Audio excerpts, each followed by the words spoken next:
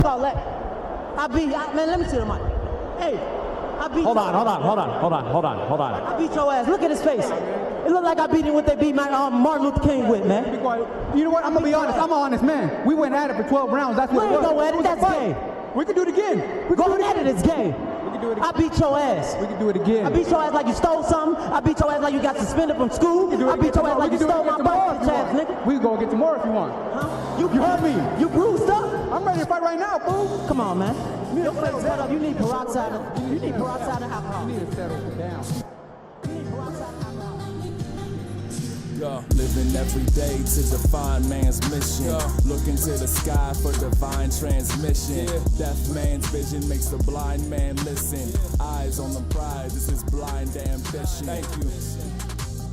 Blind ambition. Welcome to another edition of the Dojo Talk Podcast. We're on episode number 83. I'm once again joined with my co-host, the Anti-Cool. What's going on, man? What's good, man? So what I want you to do for this episode is, instead of having, the traditional record cut, welcome to the Dojo Talk Podcast, please take off your shoes before entering. I just need the post-fight interview with Broner and Jesse Vargas. I heard about it, but I didn't watch it, but I heard it was some pretty... Where Broner interrupts Vargas' interview to scream, look at his face. I won the fight. That guy, man. That guy is... He is... Yeah. We'll get... He's a character. His life is going to fall apart. And he won't even recognize it. That's the sad part. Oh, man. We'll get to him in a little bit. Well, I don't have much to say about that fight because I didn't watch it. But, anyway. Just side note, I'm a really shitty note taker, because it's always like, whenever I see anything that is mildly interesting, I'll make a note of it, and I have to kind of remember because I have to kind of remember what the rest of it's about. So I have one note here, and it just says all these niggas in jail and R. Kelly. ... Hold on, what is that a note from?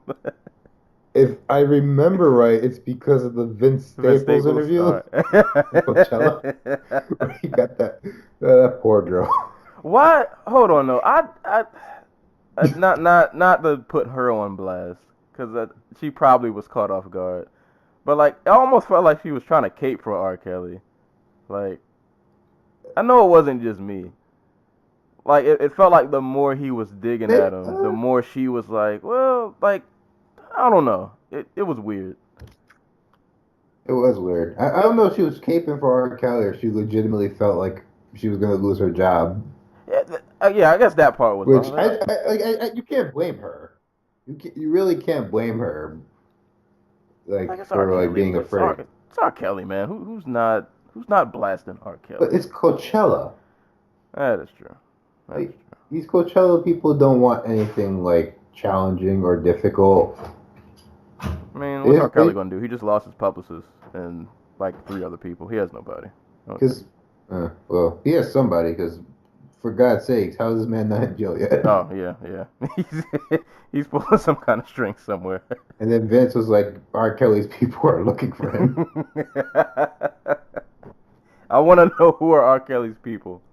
That's the entourage I want to know. Did you read the article where like he says like he at his mansion in Atlanta, was it in like suburban Chicago? Like he just has like this big bulky dude who sits in like a gigantic like SUV at his gate, like ready at a moment's notice to transport women to and from his home. Jesus Christ. Yeah, no, R. Kelly's a bad person. No, there's no question. And not to sidetrack, because I had this moment the other day. So, do you know Sabrina Claudio? Yes. All right, so you know about that whole incident, right? Vaguely. All right, so for people who don't know, and this is completely not MMA related at all. So Sabrina Claudio, R&B singer, awesome R&B singer. Really put out one of my favorite albums last year. So people do some, you know how the internet does. They do their Twitter digging. So they found out that, like, I don't know how long it was ago. I want to say like 4 or 5 years ago. She had an account where it seemed like she went out of her way to just like bash like black women, and like it was really some really mean stuff going on. Like it was pretty terrible. So obviously the internet finds out. People are heartbroken because everybody loves her music. She issues an apology. Her first apology was kind of, second one was a little better, kind of, sort of. But I say all that to say this. So, like, where do you draw the line between, like, if somebody you like does something really terrible, do you just, like, stop listening to them? Or can you separate, like, the music from the person? Because I'm not going to lie. Sabrina Claudio is still on my playlist. But I can't bring myself to press play when I hover over her album. I mean, that's the question. Like, now we know what everybody thinks at any moment in their entire life. Like, Sabrina Claudio is like what, 21? Yeah, see, and this is not to defend her in any way, because she is only like 20 something. When those tweets were from when she was about 14. Right. But then I think about it, I feel like racism is one of those things that it kind of doesn't go away. You don't just like erase that. Like, I'm not saying you can't, but I don't think in 4 years that's something that just kind of just goes away. What's the Havana girl's name? Don't get me lying. Camila Cabello, something like that. I'll go with that. I want to say like, God, I can't remember exact. You know what I think it was? She ran like a One Direction fan account or something like that on Twitter for like the longest time. And like people who like were in contact with her in that time found like you just posted messages from like when like her DMs from that account, and it's just like her calling all these people like the N-word. Oh boy. Yeah. Yeah. See. Yeah. See, and it's like you almost bury yourself too deep with that. And then in the case of R. Kelly, because it's funny, like when the Vince Staples thing happened, every now and again an R. Kelly song will pop in my head. Because as much as he's a terrible person, the man has had some hits. But I feel so guilty when I get the urge to like search one of his songs and listen to it. Like I feel like I'm doing something wrong. Like, yeah, and like, that's all walks of life. Like, people, it's really weird and hard to consume something knowing, like, there's probably a bunch of negative shit behind it. Right. Like, I'm sitting here, I have an iPhone in front of me, man. Right. Like, I was in China. I've seen the people who got hurt working on these things in the street, and like their feet are like their legs were reattached like backwards, so they have to crawl on the ground to like move around, Oof. and they're missing like limbs and stuff. Oof. Yeah, so yeah, Such is life. yeah. But if R. Kelly has taught me anything, is if you want to get away with a crime, the victim has to be a black woman. Yep. Because if any of these chicks were white, he would be like, He'd have it would have been the chair a long time ago. Yeah, we would have been got him out of here. But other than that, the most anticipated album announced this week dropped. Oh boy. Del the Funky Homo Sapien came through with the album after like 4, 5, 6, 7 years out. I have not listened. I saw you post. I haven't listened to it yet. I'm really angry at all the music that's coming out. And I realize we haven't talked about fights in like 10 minutes, but I don't care. I need to vent. There's so many. I'm falling behind on album reviews because there's so much music coming out, and every time I see a new release, I get angry. I get happy for a second, and then I get angry. Pop up. Because I can't keep up with all of this. But Jesus Christ, I will be reviewing J. Cole's album though. That's gonna be a thing. That'll happen. I've listened to it too many times already to not talk about it. But I guess moving on. As always, the show can be listened to on SoundCloud, YouTube, iTunes. If you're on iTunes, please rate and subscribe. Also, we can be found on Google Play. You can hit us up on Facebook at the Dojo Talk Facebook podcast page. And you can follow me on Twitter at Serial Sensei. And quick shout outs to the top 5 cities who have listened for the past 7 days. So coming in at number 1, Dallas, Texas. Number 2, San Francisco, California. Number 3, Santa Clara, California. Number 4, I think I butchered this last week, Monticello, New York. Yes. And number 5, Pub Nico, Canada. Pub Nico, something like that. Shout out to the people in Canada. So those are the top 5 cities that have been listening. So we appreciate you guys. So yeah, we'll just keep it moving. We got a lot to talk about. I didn't realize there was so much news that has happened during like these past couple weeks. So we're gonna try to machine gun through some of these, but some of them we might have to stop and talk about just a little bit. So I guess just sticking strictly with fight announcements, at least in the UFC world. So we got Francis Ngannou versus Derek Lewis. That will finally be a thing after a lot of trash talk. So that's going down at UFC 226. Max Holloway, Brian Ortega also going down at UFC 226. At UFC 225, we got Guida versus Bobby Green. And UFC Boise has 3 fights lined up. Kat Zingano versus Marion Renault. Liz Carmouche versus Jennifer Maya. And Justin Scoggins versus Saeed Nurmagomedov, who is he's cousin, right? Cousin, yeah. Yeah, cousin of Habib. And unfortunately, Ponzi scheme, Santiago Ponzinibbio is out of the fight with Kamaru Usman. There's, as of late, as I heard, there are not any replacements. Usman came out and said he would only fight somebody who was ranked, which basically means he's not fighting on that card, which means that card might actually be canceled because the co-main event is Veronica Macedo versus I can't even remember who. Yeah. It's like if they can't find a replacement for Usman, like that would legitimately be the worst card the UFC has ever put on. And there are fights on it I like. I like the Macedo fight, but like she's only had one fight in the UFC and she lost, and like her opponent's gonna be Andrea Lee, who's never fought in the UFC. Yeah, and yeah, I'm looking forward to Andrea Lee, but that's I guess for people who aren't in the know about Andrea Lee or either of them, there's probably not a lot of interest going on there.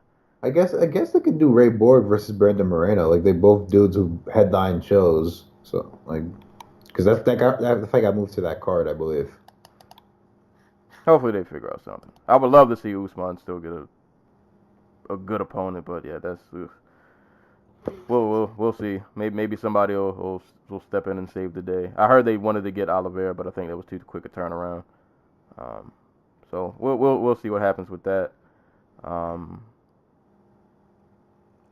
I guess quick because I don't want to spend too much time on it, but going back real quick, Ngannou versus Black Beast. How's that go? Ngannou should win pretty easily, I think. Like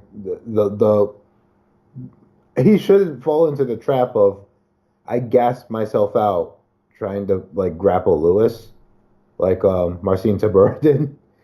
But like he should be able to do what he did to Curtis Blades. Like Ngannou gas versus Stipe, but that was in large part because Stipe put a pace on him they just couldn't match to save his life. Like Lewis can't do that. Lewis will be tired 3 minutes into a round if he just has to stand up. Like So he should be able to jab at Lewis and keep him at range for like 3 rounds, even if he can't get the knockout. Which not like Lewis is not the most steel-chinned person around. Like he's been knocked out by Mark Hunt, obviously, but he got knocked out in the regional scene. I can't remember who it was by. Oh no, he got knocked out by Sean Jordan by that like spinning kick from like nowhere.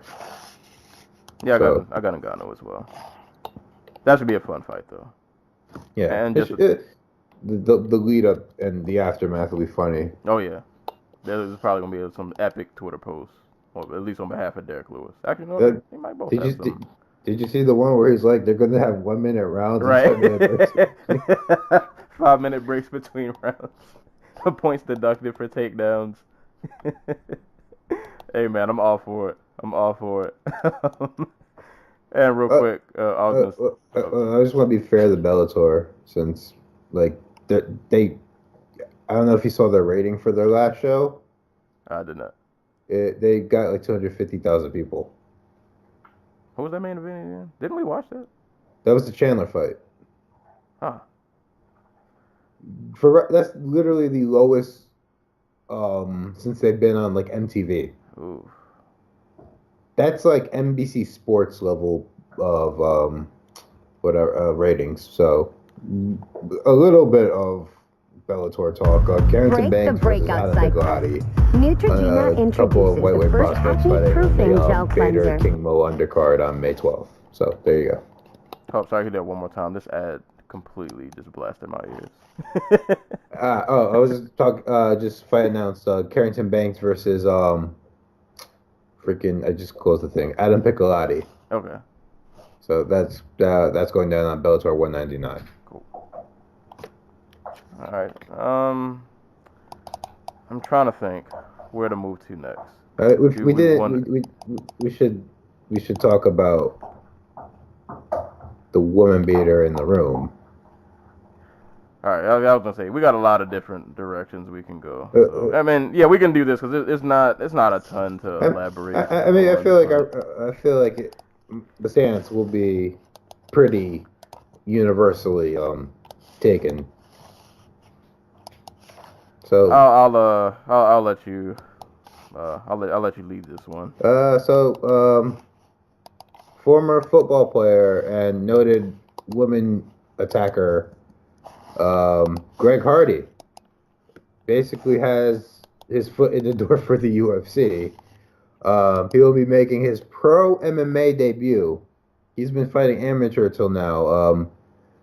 On the Dana White Tuesday Night Contender Series show. He'll be fighting. Who is this? Brandon Sales, an Army veteran. So, I don't. That's going to be on June 12th. So be prepared for that sadness. Yeah, and as a Cowboys fan, who Greg Hardy played with, and he was a nutcase while he was with us, and then we ended up letting him go for this.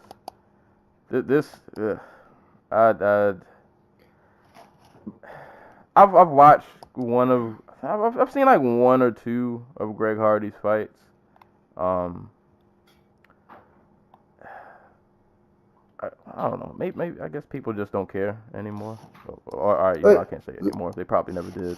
But it's not like. And this is not me like excusing his behavior at all. I'm trying to make sense out of this. If Greg Hardy, let's say hypothetically he was like a John Jones level talent, or maybe like he had like that kind of potential, and they were like, all right, we know he's done all of this, he's done some pretty terrible things, but we're just gonna take a chance on him.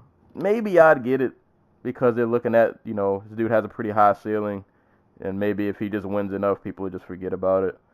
But it's like, is he really that? Like, the negative attention you're probably going to get, is he really worth all of that? Like, he's not... Like, dude, think about it like this. There are people we know who like wife beaters in the NFL right now. And Greg Hardy was so bad, he couldn't get signed by another team. Yeah. And the UFC is like, yeah, I want a piece of that.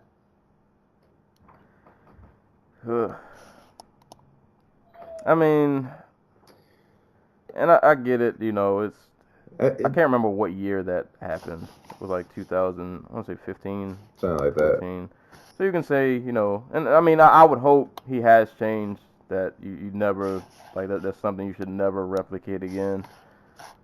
But I don't know. I feel like this just isn't a good look. I'm just having like flashbacks to that like Real Sports like expose on like domestic violence in like MMA, and they cut to that Bellator promo where like they used the prison door closing sound effect when to promote a War Machine fight.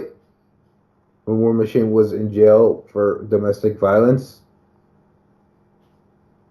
And I'm like, yeah, that's my sport. Yeah, this is what we do.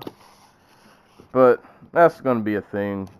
Oh, but before we move completely off the topic of fighters doing illegal shit, little bit of trivia for you, a trivia question for you. Which fighter this past week, Bellator and SOF veteran, was arrested for multiple charges, including murder? Oh, Lord. For 500, we're going to go with Alexis Vila. Yeah, buddy. Yeah. Oh, boy. Okay. He's probably going to go away for a long time. I mean... Oh, was that in the States? Yeah. Oh. Dade County, Miami-Dade County, Florida. Oh, boy. Trump's America, you're gone, buddy. That is, oof. Well, no, he's a legal citizen.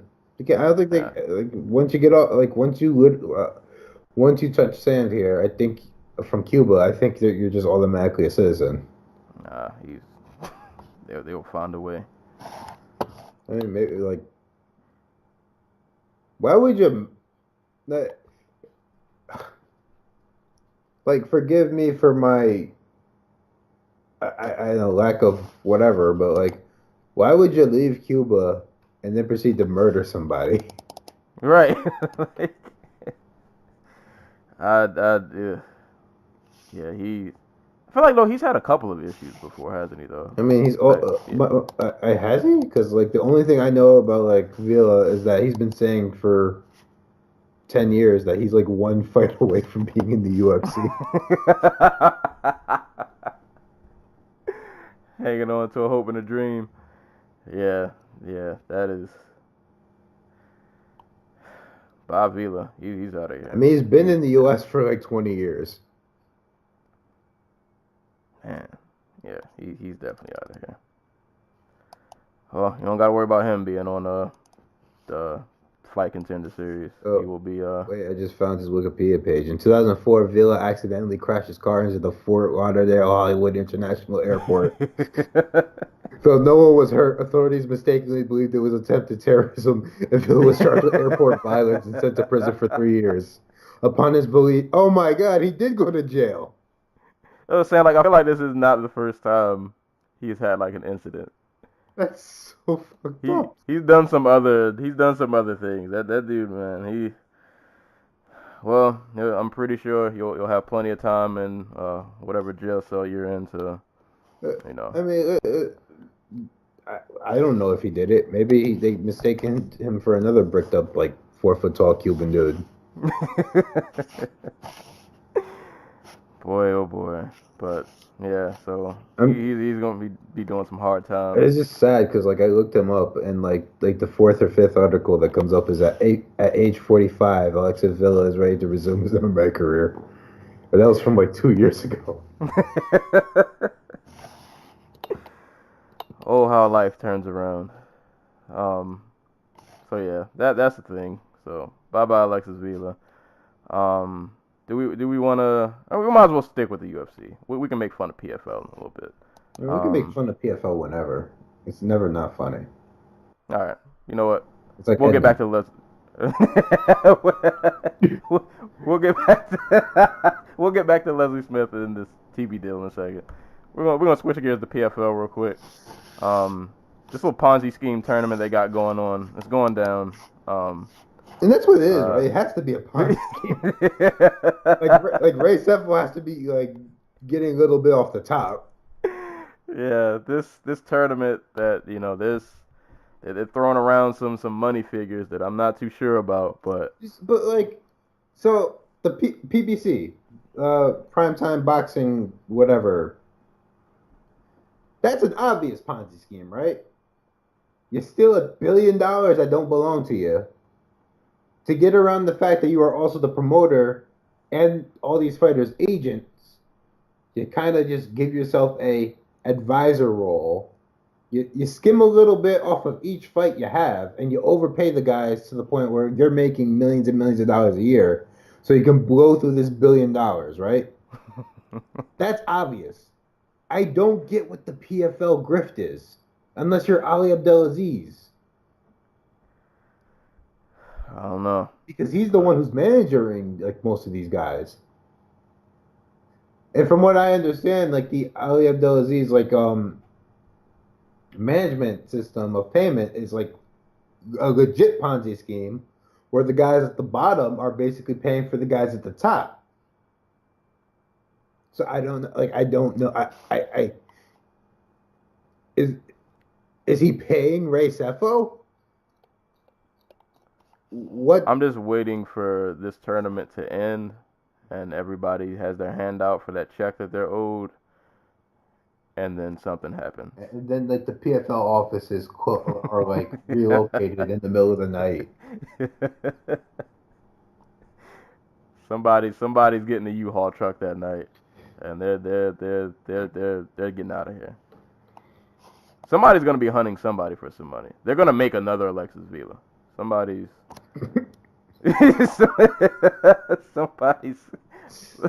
It's not gonna end well. This tournament is not gonna end well. There's gonna be a bevy of lawsuits, like some interviews with like fighters crying, being like, "How am I supposed to pay my rent?" Right, like this is not. My kid needs school supplies. Damn it.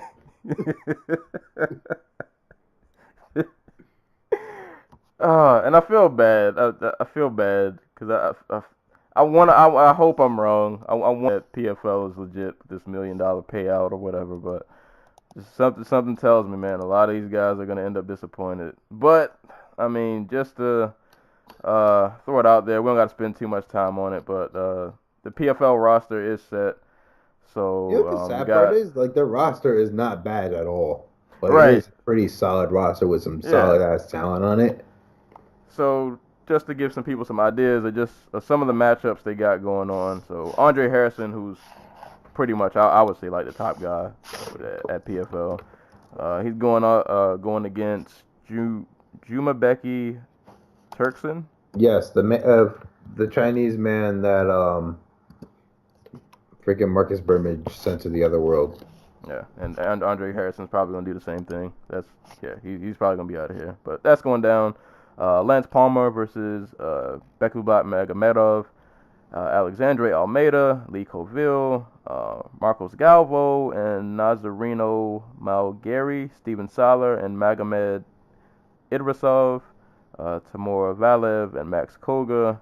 And just real quick, because I don't want to go over every match, but like just names in general who you guys can look out for, other than the names I just mentioned.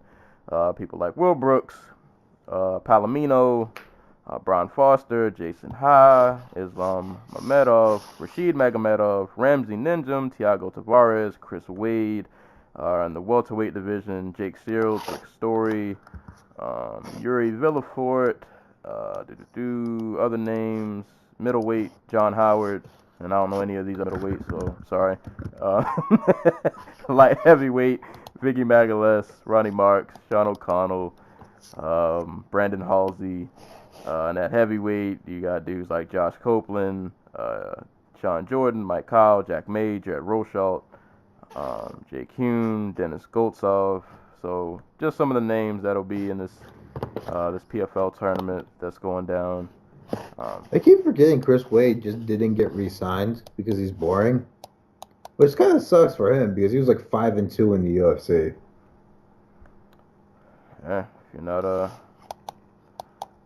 if you're not getting knockouts or yelling at people on Twitter, man, it's a different ball game, man. Yeah, job security is not guaranteed. You need to get that brain damage if you want this check. Right. But that's a perfect segue. Let's segue to somebody who avoided brain damage and got a check, but she didn't get fired, but she got fired. Yeah. Leslie Smith. The old get fired while still getting paid. Yeah. While still paying, so you don't look like the bad guy. Yeah. So Leslie Smith, Aspen Ladd, that fight that was supposed to have been yesterday? Huh? Was that what fight was that card supposed to have been on? It was supposed to be last night. Yeah, last night. I thought it was. All right. So Leslie Smith was supposed to welcome Aspen Ladd to the UFC. Oh no, Aspen Ladd's fought in the UFC before. Oh, sorry, my bad. I lied. Anywho, so I think Aspen Ladd was overweight by 1.8 pounds or something like that. Something like that, yeah. Yeah. So she's overweight. Did not make the weight limit. So Leslie Smith does not proceed on with the fight, which I would say she has every right to do. But you dig a little deeper into it, and there's some shadiness, kind of going on. So there were conflicting stories about what was going on in terms of payment and ways they were going to try to work out the fight to still make it happen. Allegedly, I don't know if it was Aspen Ladd or just somebody in her camp was going to offer Leslie Smith an additional $5,000 to still fight, but Leslie Smith shot that down and said that completely wasn't true. So I guess apparently what was kind of going on was Leslie wanted to renegotiate her contract under some new terms. I think she wanted one more fight under some new terms. Not sure exactly what the new terms entails, but she just wanted one more fight after the Ladd fight had it happen, and the UFC pretty much was like, no, you can get out of here. We're not, whatever your new terms are, we're not dealing with it. So yeah, the fight did not happen. They paid her. Did they give her fight and win, I believe? Yes. Yeah, so she got her fight and win money, but, and there's always a but, so they counted this as her contractually finishing out her contract. Right. Even though she didn't technically fight. Yeah. Sorry to interrupt your narrative, but side note, fight fans and journalists too, there's no such thing as show money. You get your purse and a win bonus. So technically, the UFC does not legally have to pay you for making weight. You get paid to fight. So until you step in that octagon, your paycheck's really up in the air. I can't remember who it was, but there was somebody recently where they just got $10,000 instead of their whole purse because their fight got canceled. I think that was Chiesa. I thought it was never mind. I don't know. Didn't Yuta Sasaki? Yeah, he had a fight that got canceled. He had a fight that got canceled because Bibulatov, his back injury got sprung up again. Yeah. So I'm not sure if that was him or I just remember reading a headline recently where someone was like, "Yeah, I got paid $10,000. I'm supposed to get paid $50,000 for purse." So, but sorry to interrupt. Go ahead, continue. But yeah, it was just. I mean, I get it. You're not contract. I mean, I don't know. It seems like this could have went smooth. And what I don't get, not to sidetrack off on another point, but people were saying Leslie Smith was scared to fight Aspen Ladd, and that's why she turned down the fight. And it's Leslie Smith fought Chris Cyborg. Right? Can and I have to assume anybody who says that, like, you don't know who Leslie Smith is. Like, you've never watched. Or you're just stupid. Right, yeah. One of those two. Like, she stepped in to fight Chris Cyborg. So there's no way logically it makes sense that you're scared of Aspen Ladd. No diss to Aspen Ladd. But you fought Chris Cyborg. That just doesn't make sense. That's not even... Just no. Like, that... Stop. But I thought it was just kind of weird that, like, they gave her this... I think the total was, like, $62,000. Yeah. Like, they gave her that, but made it, like, that's what contractually finishes your contract, even though you technically didn't fight. Right. So they basically just paid you $62,000 to boot you out the door. Basically. Because they had no intention. They had no intention on re-signing her. Like, I feel like even had this fight went down and she would have won, you know, they had no intention on re-signing her. Yeah, absolutely.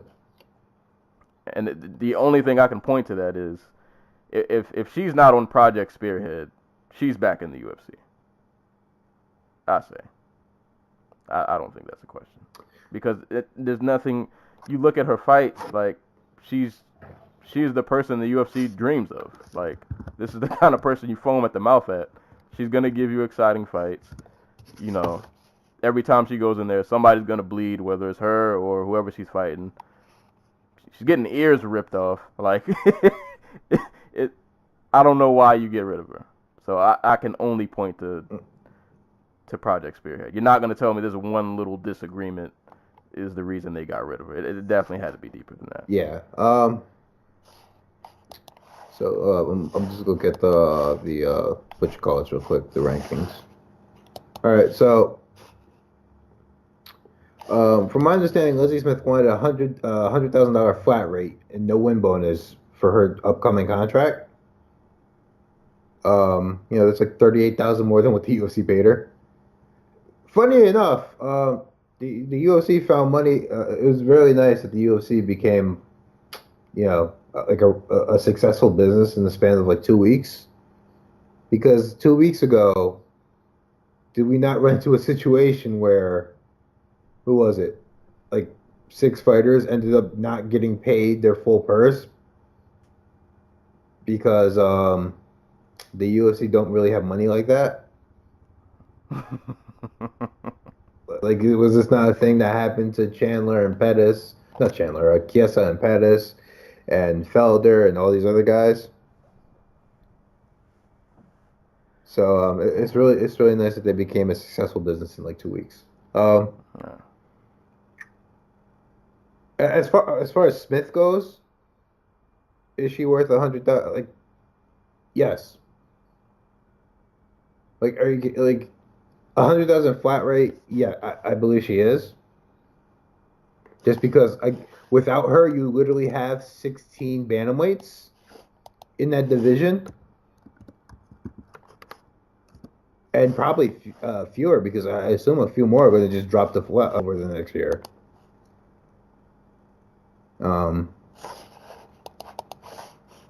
But yeah, no, like this comes back. Like it seems like this is the UFC trying to look like a good guy, to get rid of their union, the person who's most vocal about wanting a fighters union. Yep. And you get rid of her, and who's left? Cajun Johnson and treasurer Ally Quinta. Oh. Remember, like, this is why the UFC wanted to put Paul Felder in that position, and they couldn't. So whatever. Oh, but like it's so. It's just whatever. Yeah, it's a whatever. Like they're basically taking the head off the snake by getting rid of Leslie Smith. I mean, you got Iaquinta still out there. I feel like Johnson's time is going to be short. They're probably going to... I feel like Iaquinta might hang around for a little bit. I think he can stay around.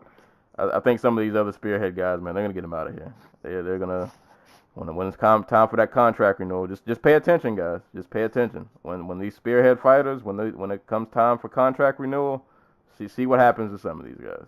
So I'm doing a little bit of counting. The women's bantamweight division has 15 fighters in it because JDR is hurt. Pena's on maternity leave. Correa says she's coming back in July, but who knows if that's a thing that's gonna happen. And Amos is gone for 2 years. So they literally have 15 fighters on one.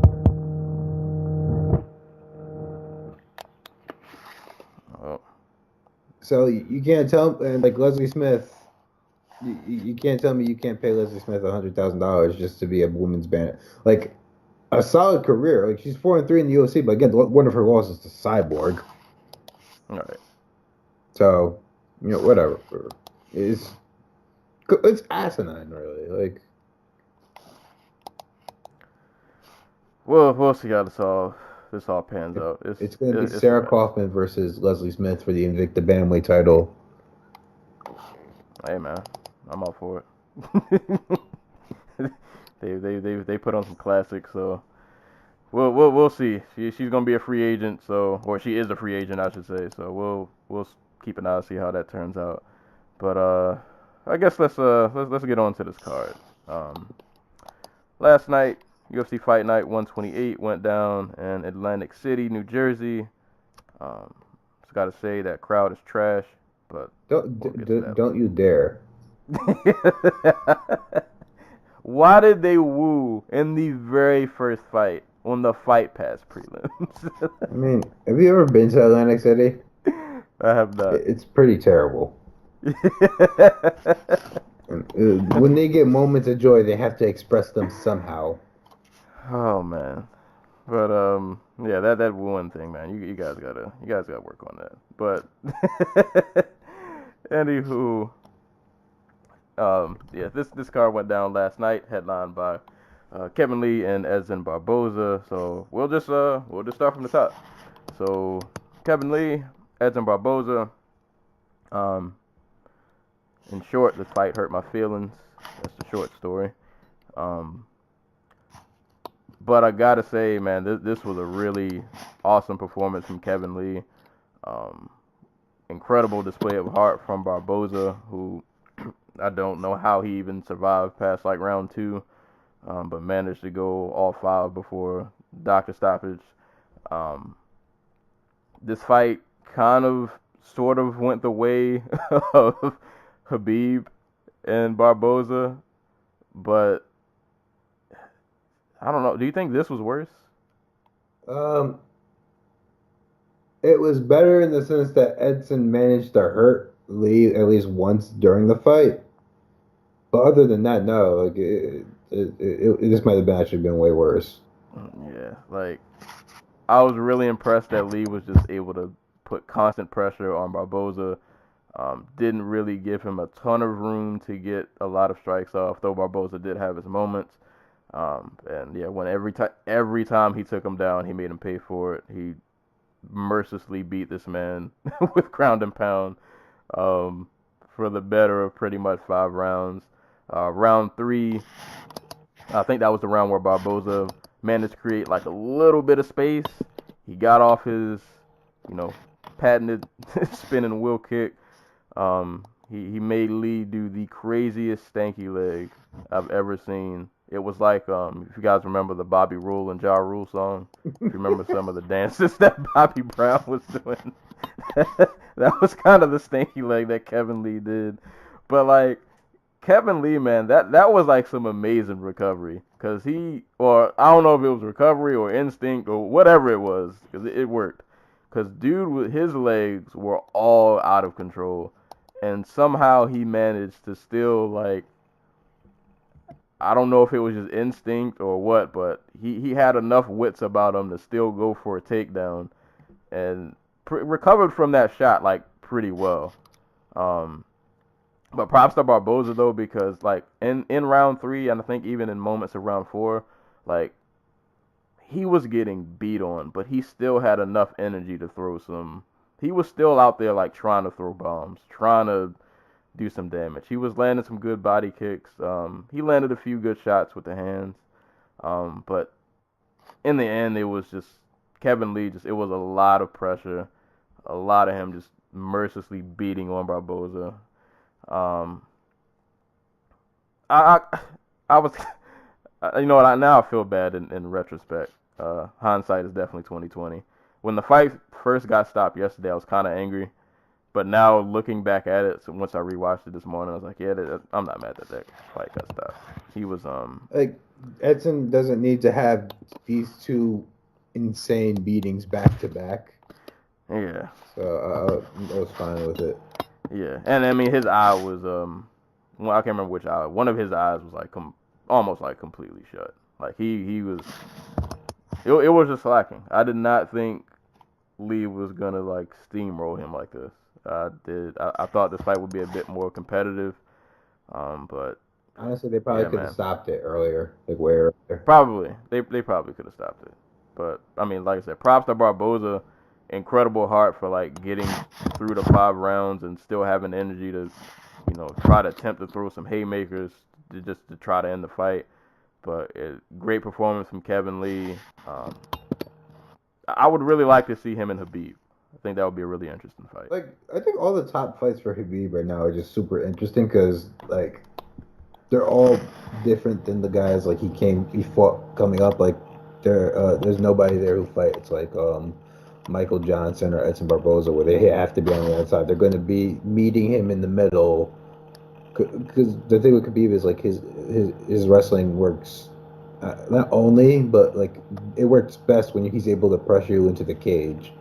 And someone like Kevin Lee, who is just going to fucking like chase you down and you fight for his own takedowns. Like, I think that's a really interesting matchup. I think Kevin Lee might be the only dude who could match Khabib like strength for strength because, good God, he is strong as shit. Yeah. Yeah. Did he was there a story about him missing weight? I know he was over by 2 pounds. I don't know if he like overslept or whatever, but he just kept saying like I didn't have time. So and that brings me back to my point. Like I really I really like the morning weigh-ins. I think they're good for like fighters who are able to get up on time, cut that little bit of weight, and then like have the rest of the whole day and the day after to rehydrate. But like you shouldn't have to. Like you have to make weight by like 4 o'clock that day, you know? You shouldn't have to be there at like 10 o'clock in the morning and wake up like 4 hours early to try to cut the extra 3 pounds or whatever. And I think that's I don't know if like he overslept. I don't know, like he just kept saying he ran out of time. Because he weighed in like at the last second, right? I'm not sure. I actually missed the weigh-ins. I didn't even know he missed weight until like later in the day. I got his thing here.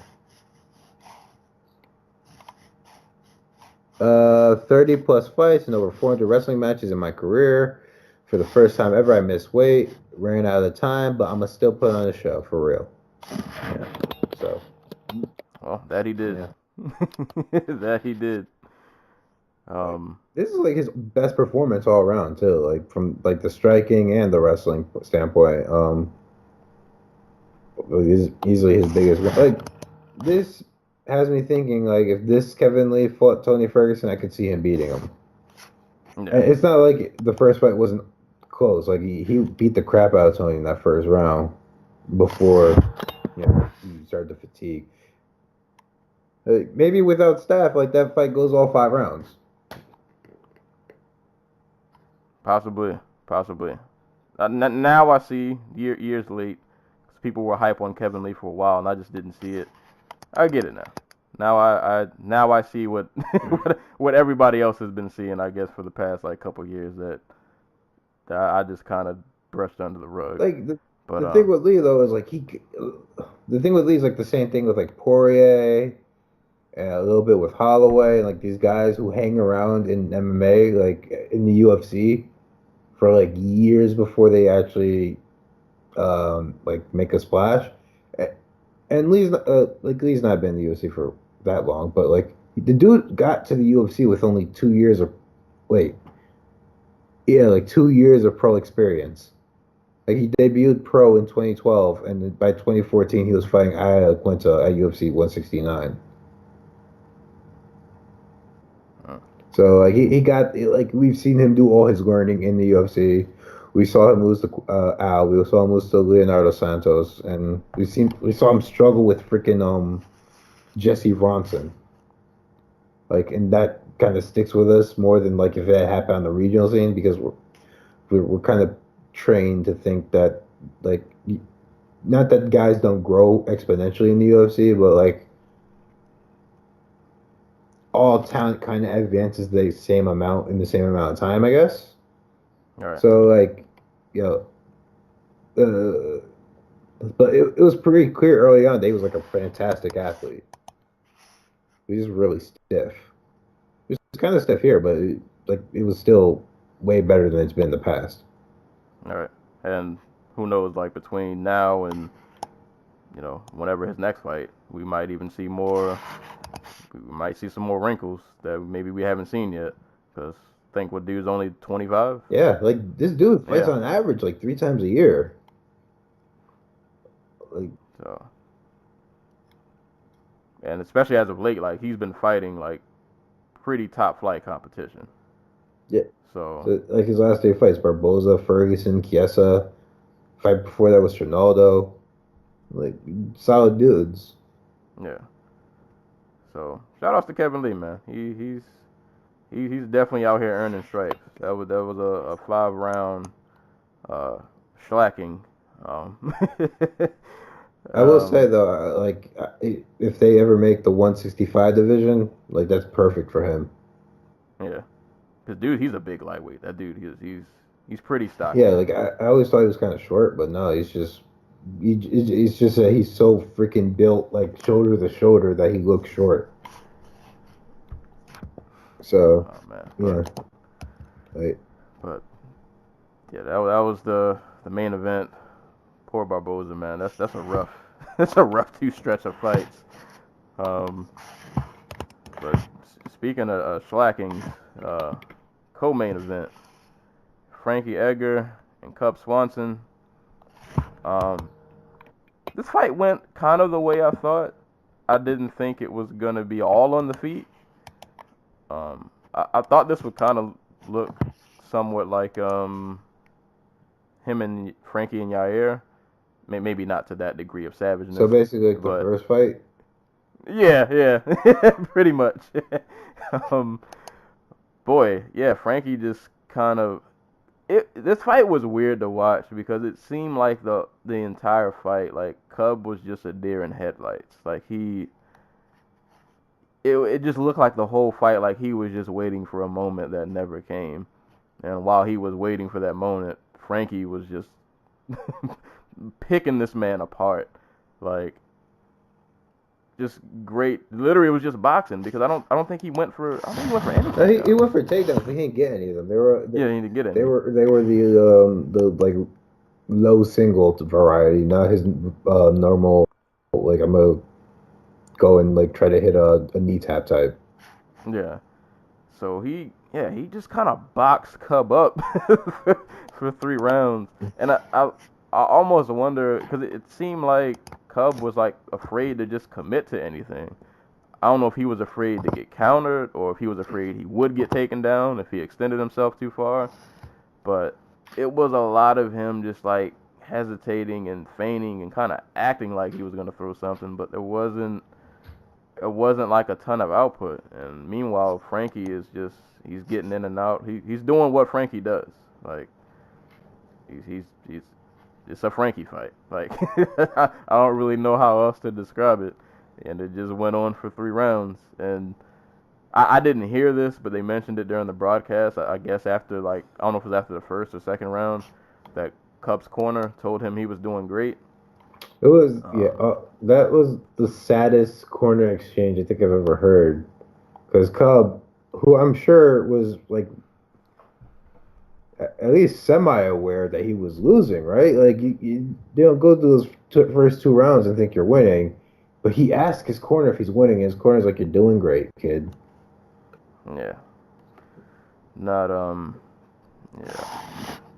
You like y'all blatantly, you guys just blatantly lied to this man, because he was definitely getting worked. But like, I kind of get it because if your guy comes to you and is just like, "Am I winning, coach?" and like, he should know that he's not. It just means he's just signaling for some type of like good, like goodwill or like. It's like when your kid comes to you with like a shitty drawing, you know. And you have to like bite the bullet. You have to like bite the bullet and just be like, "Yeah, no, it's pretty good. It's pretty good. I'll put it up on the fridge." Because he needs that confidence. Like Cub's a dude who lives in his head. Like all of his big losses come when he screws up because he just mentally has like a mental lapse. Yeah, and I felt like he just it was kind of frustrating because it was one of those fights where like I felt like he could have done more, and not saying I wouldn't have picked him to win still, but I think the fight just could have been closer, or maybe he just could have had at least some moments if he would have just pulled the trigger. But yeah, it was just really weird to watch. Like he was just he looked kind of lost out there. It was really bizarre. But Frankie gonna Frankie. I mean, good on him, because from what I heard, like he's been having a lot going on with his personal life. Like his dad passed, his grandfather passed like a week after. Like this week. Like, yeah, so like he's been going through it, but dude's a warrior. He's still out here putting on the show, still out here putting paws on people. Like, yeah, what 30? He's like 36. 30. He's 30 something, but in fight years, he's pretty old. Yeah. Man. The dude has been through some. He's been through some wars. Yeah, he's 36. And, so yeah, but he's still out here, man, and still like performing at an elite level. So shout outs to Frankie, man. Great win. He's in a weird spot too, because it's like, I don't see them giving him a title shot. I could see them giving him one if Holloway wins. Okay, yeah, they could, because but people still want to see that fight. But yeah, if Ortega wins, I mean, do you run it back and just say like, "Oh, this is the Frankie that prepared for Max Holloway," and on like a week's notice? Like, do you run it with that angle, or do you run with the like, or do you just run it? Do you run it back with Holloway, depending on how the fight goes, or do you bring somebody else in? I think if Ortega wins, you got to bring somebody else in. The question is, do they bring Aldo in? Because Aldo has a fight coming up with Jeremy Stevens. If he wins that, like Stevens is on a real hot streak right now. Like you could, but yeah, like those would be your two options, right? Like if you don't do if Ortega wins and you don't do the Holloway rematch, which I think they would do, by the way. Like unless Ortega just goes out there and just submits him inside of a round, like I think they would probably run it back, but I guess the good thing is, no matter who you go with, like in that top 5, I think they're all pretty good matchups. It's just a worry of seeing the same people do like kind of like the Bellator, where it's just patty cake. You know, it's Pat Curran's time to fight for the title again. Right. I don't want one of those situations going on, but we'll see. Yeah. It's a lot of interesting ways like that can play out, but I guess they can have fun with matchups. They can make something fun happen. But just really quick before we move on to, I don't even know what the next fight is, but Jiggly this was the first rematch of Cub Swanson's career. Yeah, he's had like 30-something fights, but this is the first time he's fought somebody in a rematch. Do you think that had something to do with like why he looks so gun shy? Could be, because Well, after that first fight, it was weird because I didn't realize that first fight was back in 2014. 14? I remember that whipping like yesterday. Like, I remember that fight. So I don't know, man. He might have had some. I get it. The way that first fight went, I can't fault you for thinking like, man, if I extend myself, this dude's gonna take me down, and it's not gonna go well. Like, it might not work out well for me. So I get it. I get it. I definitely get it. But shout outs to Frankie, man. Dude's out here. Frankie's one of those dudes, real quick, I gotta say. I did not start off a Frankie fan. Frankie, won me over eventually. Because I was not a Frankie fan in the beginning. I was a Gray Maynard guy. I wanted Gray to get that belt so bad, and it just never happened. But Frankie... and then he broke Gray Maynard. Right. Frankie has won me over, man. He's one of the few guys who I started off not liking, and he eventually won me over. Frank Mir isn't quite yet in that category. You know what? Frank Mir kind of won me over, but depending on how this Bellator card goes, he might go right back down. Man, this is Fedor's fault. It is. He could have stayed retired. Could have had a nice, cushy bureaucrat job as like the king of Russian sports or whatever Vladimir Putin made him. Like, but no, he needs that spotlight. He needs people to know he was once really good. So that's on him. It is. But It is. I just feel bad for Cub because like he has all these top 10 wins. He has all these like big performances, and he just never was able to get a title shot because the title picture at 145 is just constantly stuffed with like your Edgars and your Aldos and your Holloways, and then McGregor came out of nowhere, and then he's like I don't mean this is a slight. He's like a lesser like Cerrone. Yeah. Because, like, Cerrone was like that for the longest, where, like, great performances, classic fights. Well, he did eventually get his title shot. It didn't turn out too good. But, yeah, Swanson's one of those I keep dudes forgetting like he fought for the title. Yeah. Because it was, like, so quick. Yeah. And then there's, like, the picture of, like, RDA with his son after the fight, and his son looks so sad. And it's like, your son's a cowboy fan. Yeah, man. Cub. Yeah, I like Cub too, man. It does kind of. I wanted to see him just get a title shot, like just because, like he's been around for so long. It's like I just want to see him. Can he have that moment? Can he even if he loses, like can he just give me a great title fight? I'll be happy with that. Right. You know, when you fight Frankie, when Frankie's the guy keeping you from a title shot, more often than not, it's probably not gonna go in your favor. But you know, great performance from Frankie nonetheless. Next fight, actually, this is one of the few fights I did not rewatch. Justin Willis and Chase Sherman. So I think I mentioned this before that we started. I fell asleep. Literally, I remember the moment. I fell asleep right after the end of the Sterling Johns fight, right before they read the cards. So I didn't watch the Willis Sherman fight.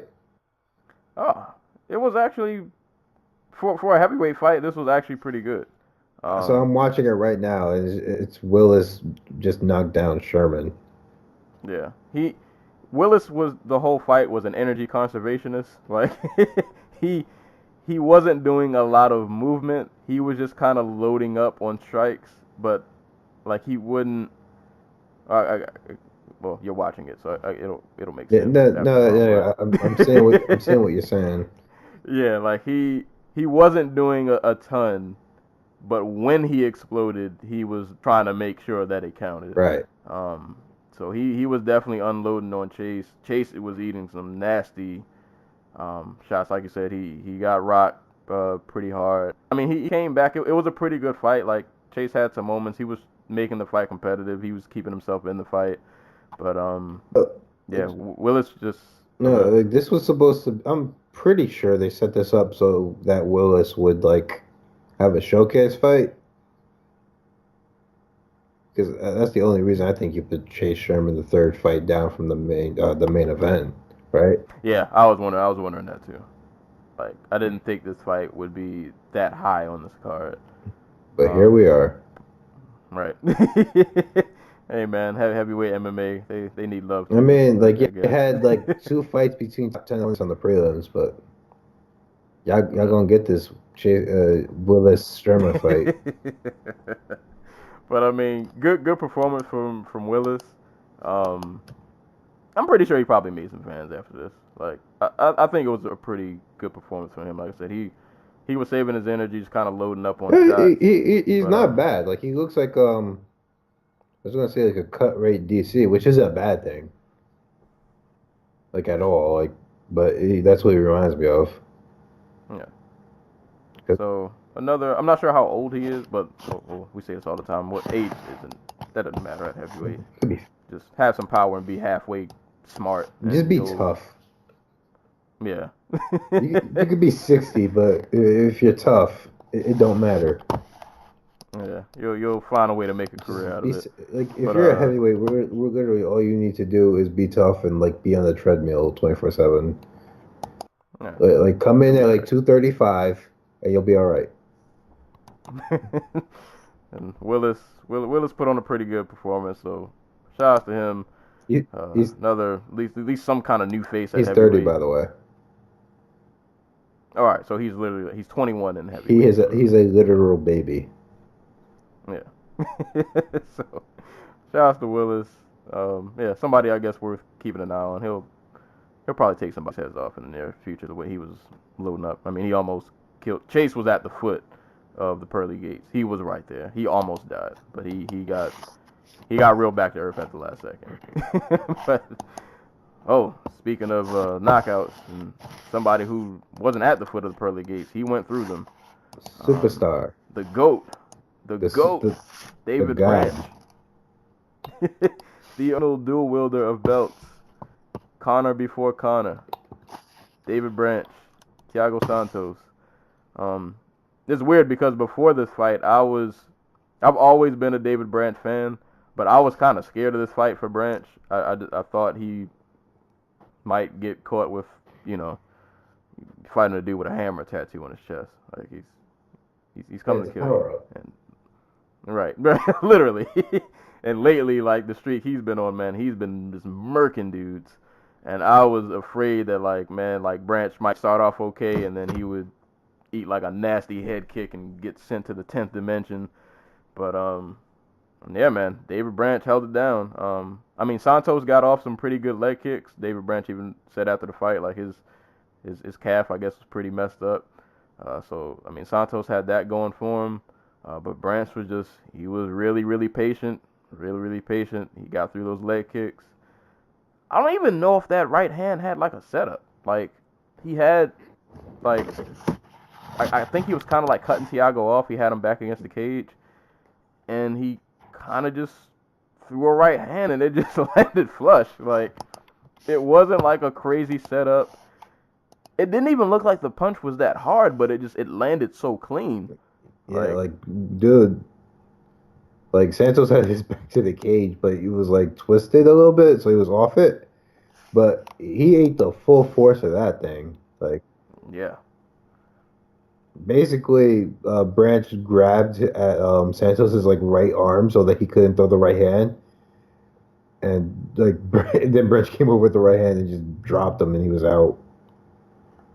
Yeah. I did not expect that. Like, I did not either. Like, if Branch were to win this fight, I would have told you either, like, decision or maybe like a submission on the ground, like uses wrestling, maybe, take his back, something like that. If you would have told me that David Branch was gonna flatline Thiago, no, I would not have believed you. But here we are, David Branch out here, came over from World Series to fighting. I'm glad he's doing well, man. I'm really, I feel like this win, I don't know if validates if that's the right word. But like I said, he came over from WSOF where he held 2 titles. not the best performances. I mean, he had moments against Luke, but he ended up dropping that. He fought on it was Jocko, right? Yeah, and that fight, well, even though he won, it wasn't wasn't that really great of a performance. But dude comes in against Santos, who was a bona fide killer, and he gets him out of here. So it proves, Dave Branch does indeed belong back in the UFC. Still wish he would have went to 205, but It is what it is. Yeah, we can't all get what we want, but hey man, shout out to Dave Branch, the GOAT. Next fight, Aljamain Sterling, Brett Johns. Brett Johns was previously undefeated prior to this, but I like the. All right, we all get the L eventually. Yeah. Nobody in there were no Floyd Mayweathers in MMA. Your L it'll come. I mean, it will come to you. Khabib's gonna win forever. Nah, I don't think so. We have to protect Khabib. Habib, I think whenever Habib loses, it's gonna be one of those like heartbreaking losses. Like, it's gonna be one of those fights where well, I mean, every Habib fight is pretty important, but I feel like it's gonna be one of those seminal moments where it's like, oh man, like he really lost. Like, it's almost gonna be hard to believe. You're never gonna beat Khabib on the card. You gotta beat him. You're gonna have to knock him out. Yeah. Because I don't see anybody subbing him. Like, maybe Ferg. But he just, like, gets in on that anaconda choke or something. But whoever beats Khabib is going to have to knock him out. Yeah. But for Aljamain, or for one Aljamain, I'm all about expression and hairstyles. I don't know how I felt about the little braid setup he had going on. His rat But stuff? other than... Huh? Was there? I couldn't get a good look at it because I don't know what it was. It was really weird.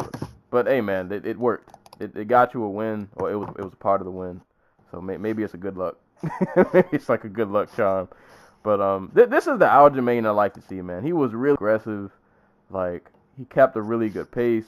I think in like the second round they had an exchange where he was just teeing off on Brett, and like, I look at this performance and I'm like, where has this Aljamain been? Or where was he during, like, I'm trying to think of some fights. Caraway, like the Caraway fight, the Sunset. Like, where was this guy at? Because this Aljamain is the fighter that people were hype about, who, thought had tons of potential and that he could, potentially become a title contender, put himself in that light along with like the elite of the division. So Aljamain, man, this is the guy we need to see every fight. Like, even if you were to lose, like, just seeing this amount of effort and seeing that he was really going for it, I was impressed. Like, clear 30-27 across the cards. And I mean, and you could say it's against Brett Johns, but like we said, Brett Johns was undefeated. Brett Johns is a really solid fighter. And he took it to him, man. He really took it to him, and it was really, really, really impressive to watch.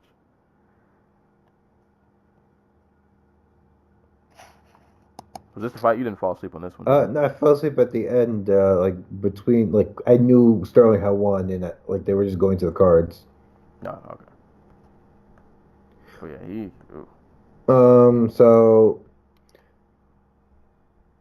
Wait. I want to remember something really quick.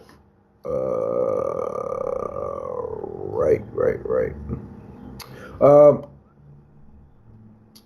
Sterling. This is a good performance by Sterling, especially coming off that loss where he got knocked out in the first round by like a way faster, way more dynamic kicker. Like he still was doing a little bit of that with the naked kicks. The not having his distance down and everything, but once he set his feet and actually started to throw like punches, and I was going to compare him a little bit to like Corey Anderson, who we'll talk about in a little bit, because Corey Anderson was this way too. He was an outside fighter who they were both bouncy, I guess is how I put it. Like they like to bounce around that range, take points on like Anderson's with volume, Sterling with like kicks. But here, he just sat down on like the left hand over and over and over again. And it worked. Because if you're fast and you're long and you know how to throw a left hand straight down the pipe, you are at a significant advantage over everybody you will fight. I'm just trying to pull up the fight. Because there was one sequence I really liked from Sterling. But like I think that helped open up his wrestling, or at least his clinch fighting game a bit, because he hurt him to the body, right? With like a knee up the middle. I think so. Yeah, so like a really solid comeback win for Sterling. Like, this is the direction we want his game to be going if he's going to be competitive in this bantamweight division where all these guys are super fast and super dangerous. I said left. I was talking about because he was switching stances a lot during this fight too. So he would circle so that he was at what you call it. So he would circle so that he would be like straight, not straight. What the hell? Squared up. Yeah. And he would just step in with like the right leg and then follow the opposite, and it was just completely confounding Brett Johns. So that's the stuff I like. So Aljamain, you gotta keep this up, bro. You gotta. The next fight, I need to see this again. You know, win or lose, I need to see this kind of effort again. But he's gonna have to keep the stance switching up if he's just gonna be throwing like basic 1-2s. But I think it works for him. Yeah. Like he needs something that's gonna close the distance, because like just throwing leg kicks and then shooting on takedowns is just not going to be cutting it. That's how you get your head kneed and kneed in by Marlon Moraes. Yeah, you end up on another planet when you wake back up. But yeah, that was a really, really good performance. So shout outs to Aljamain. Oh boy, this next fight. This was another one of those fights. Kind of like in similar vein to the Lozon fight that we talked about last podcast. Like I didn't need to see this. Dan Hooker, Jim Miller. I don't really have a lot to say about this fight. Like, you know. Shouts to Dan Hooker, who's looked amazing since coming up to lightweight, because this is 3 straight stoppage wins in a row and like 2 knee stoppages. How did he even make 145? This dude is huge. Yeah, no, he looks like a welterweight. He's 6 foot tall. Yeah, like he moves really well. Definitely was getting off the kicks a lot. I mean, Jim had moments where like he was, you know, he was trying to amount some kind of offense, but this whole fight just felt like, all right, at any point this is gonna be over. And then like the one glimmer of hope I had for Miller was there was a brief moment where he got a takedown, and I was like, oh, maybe he can do something with this. And then that ended up not working out. And pretty much after that moment, I was like, all right, this is gonna end any second now. But I did not think it was gonna come so fast and be so vicious. But Dan Hooker lifted up that knee. Jim Miller's face was in the way, and Dan Hooker didn't even need that extra hit that he threw at the end. Like, he could have just walked off with the knee. But yeah, he kneed Jim Miller into another planet. Gave him an extra ground and pound shot for a send off, and that was it. That was it. I mean, yeah, that was like Jim Miller's like what 29th UFC fight. Yeah, Miller has been around the block. Like, I don't understand why they proceed to match Miller up with these dudes like Dan Hooker, because yeah, Dan Hooker looks impressive, but he doesn't help him in the rankings or help him move up or anything like that. Like, if you want to do Jim Miller fights, like, him and Lozon should be fighting dudes like themselves. Like they were doing for a minute. Like, They had him fighting Thiago Alves coming down to lightweight. They had him fight Joe Lozon. They had him fight Takanori Gomi. They had him fight Diego Sanchez. Like, there is no reason he should be fighting, like, Dan Hooker. Which, I get their logic because, like, he's on a 3-fight losing streak, but, like, those are all fights he's been competitive in. Like, we're talking a year ago where he kicked the shit out of Dustin Poirier's leg to the point where, like, Poirier was having trouble standing. So, like, I get that they wanted to, they thought maybe, like, Miller could get a win here. But, like, at this point in his career, like, Jim Miller should just be fighting dudes who've been in the UFC as long as he is. Like, throw him at Gleason Tebow. Right.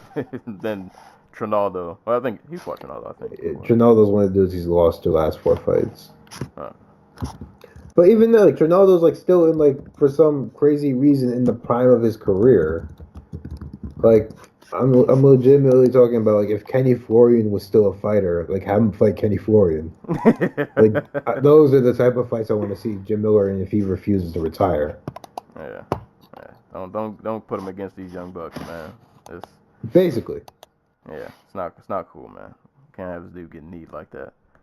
But either way, great performance from Hooker. Yet again, another lightweight on the radar.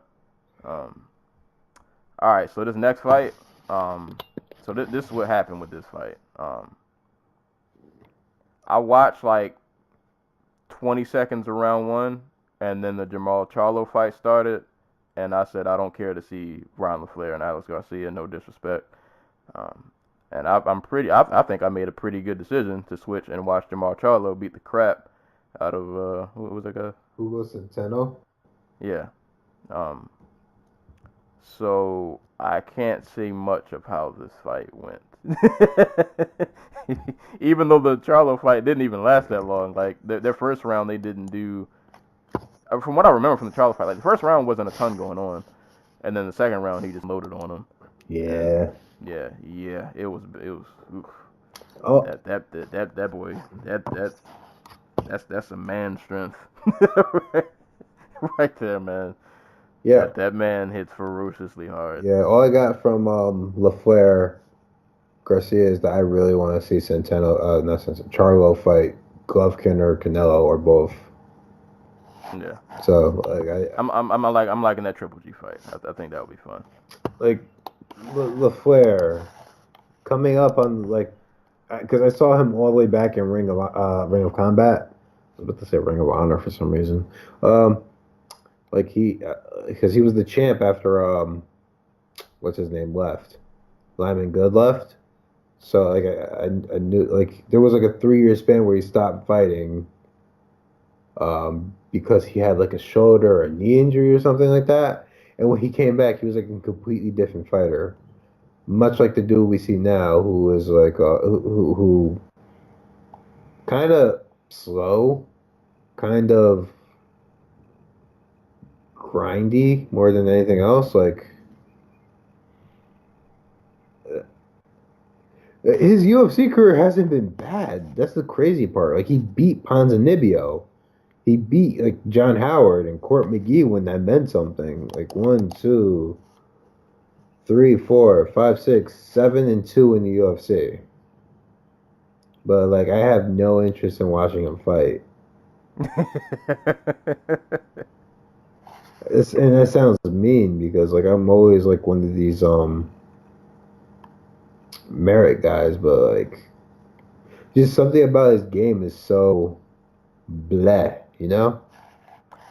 Yeah, he's a good fighter, but he's not necessarily like I see his name on a card and I don't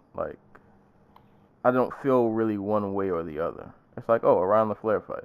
And it's like, oh, Ryan LaFleur fight, what else is on? Yeah. But and I feel like that could have changed had he beat Damian Maia. Because that might have been the only fight where he had where I was like, oh, that's, I want to see if he can pull this off. And, The UFC seems to not like Alex Garcia because he loses to a very specific type of welterweight like these 6'1", 6'2" dudes who are just way too long for his short little T-Rex arms. And they keep matching him up with them. Because, like, his 4 losses in the UFC are Ryan LaFleur, Tim Means, Sean Strickland, and Neil Magny. Hey, man, they want him to overcome his fear of long-limbed people. As a result, he's just been trading wins and losses since the Spencer fight. So, it's like 5-4 in the UFC. Oh, man. Yeah. So he's going to win his next fight, basically. Yeah, they'll give him somebody whose arms is just as short as his. Like, Alex Garcia, I feel like, is one of those dudes who just did himself a disservice by going to TriStar. Because, like, TriStar's a great gym and everything, but everybody there fights like their GSP, or Rory McDonald. Like, tall, long, fight behind the jab, takedown artist. And I don't think that's Garcia's strength. Like, I think Garcia's strength would have been, like, pocket fighter. But, you know, too late for that now. Yeah. Well, this next fight, pretty interesting. Shenanigans. Yeah. Ricky Simone and Merab Devashvili. I don't know why I put such a heavy accent on that last name. But I was looking forward to this fight. Simone coming over from LFA, winning their bantamweight title. I think he took this fight on short notice. Devashvili is like if you could take a video game player and like button mashing transferred to real life, I think this is kind of what it would look like. Yeah. Like, dude is just span everything. Right. Like, the dude is just a ball of energy, just straight spam attacks, like repeatedly over and over. But my God, it was fun to watch. Like, the man never got out of Simone's face. Like, all right. I almost felt bad because I didn't get a chance to I had a chance to rewatch this fight, but I only slept for 4 hours, and I woke up at 7 o'clock to rewatch these fights. And I had this fight on, and I slept while I was rewatching it. So my memory is kind of hazy of, like, finer details up until the end. But, yeah, I just remember Vashvili literally, like, this man just spammed so many attacks. He kept such a pace. I don't get how, like, it was amazing that he kept pace for 3 rounds. Like, he was constantly in Simone's face. And, I mean, props to Simone, man, for surviving. Like, it was an onslaught the whole fight. Like I said, I wish I remembered more of the finer details of this fight, but of course the news of this fight and one of the bigger moments of the card was the finish that happened but didn't happen but happened. Vashvili bicycling yeah. So for anybody, if you happen to miss the prelims, go back and watch this fight, if for nothing for the finish. So I think Vashvili had went for a takedown. Simone caught him in a guillotine, one-arm guillotine, to note. So at this point in the fight, like, Simone's clearly down on the scorecard. He needs a finish to get the fight, to win the fight. So he goes for this guillotine. He puts his mind, heart, body, and soul into this one-arm guillotine. And there's a point where, like, you see the guillotine sunk in, and with the camera angle, you see, like, Vashvili's head locked up underneath Simone's arm. This man's face is a whole different shade of purple. Like, I've never seen. It was so crazy. Like, he looked like he was the way the color of his face looked, it looked like he was about to pass over. Yeah, he was about to die. Yeah, like, he had to have been near death. His face was a completely different color. He is, and, like, fucking tough as shit. And, like, so Simone is putting everything into this guillotine. Vashvili he's throwing the thumbs up while his face is just... Well, he's unconscious. Right. He's throwing a thumbs up, but all other signs point to that. This man is probably near death. His legs are flailing. He throws a thumbs up, but it was weird because there was a brief moment where like the ref was trying to see if he was out, and like while his legs were flailing, his arms weren't really moving. Like Yeah, I think this was after the thumbs up. That was the weird part because like he's not fighting the grip, he's not pushing off, like he's just he's just flailing his. It was like an angry little kid. It was like you put your little brother in a headlock, but he doesn't know how to get out, so he's just angry. Like he's just flailing his legs, but like the upper part of his body isn't really moving. But then it kind of moves, but it's really weird to watch. And then the round ends, and clearly, at least to me, it looked like after he let go of the choke, Vachvili was out for like, to me it looked like he just wasn't moving for like a couple seconds, and then he regained consciousness. And he couldn't get up, though. Yeah, but he couldn't get up, and that to me kind of made me, all right, I guess I can see why they stopped it, because I could see if he would have immediately popped back up. But he did not get back up after that choke was sunk in. Like, he stayed down for a little bit. He did eventually get back up. He even hopped on the cage and, did all of that, I guess, to kind of sell the fact that nothing was wrong. He didn't die. Yeah. He didn't cross over for that, brief moment in time. Right. But it's like, bro, you definitely, you had an out-of-body experience at some point during that chokeout. But he was just watching himself from above.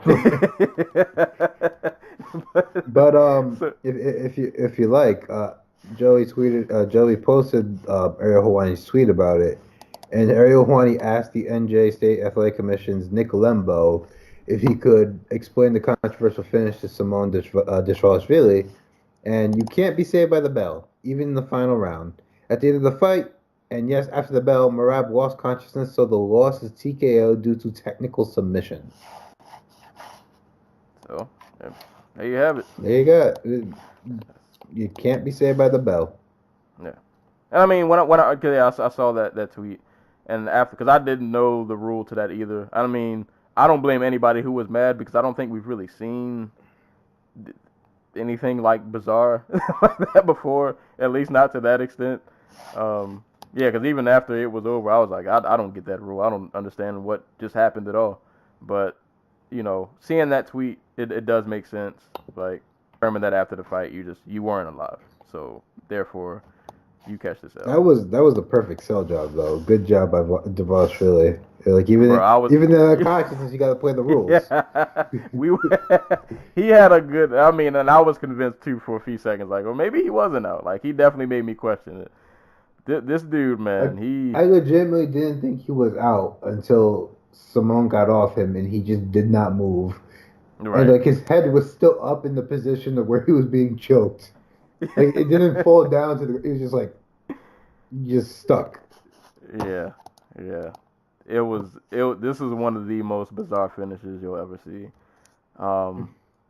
I feel like they both, I'm happy for Simone. I always root for the LFA guys when they come over.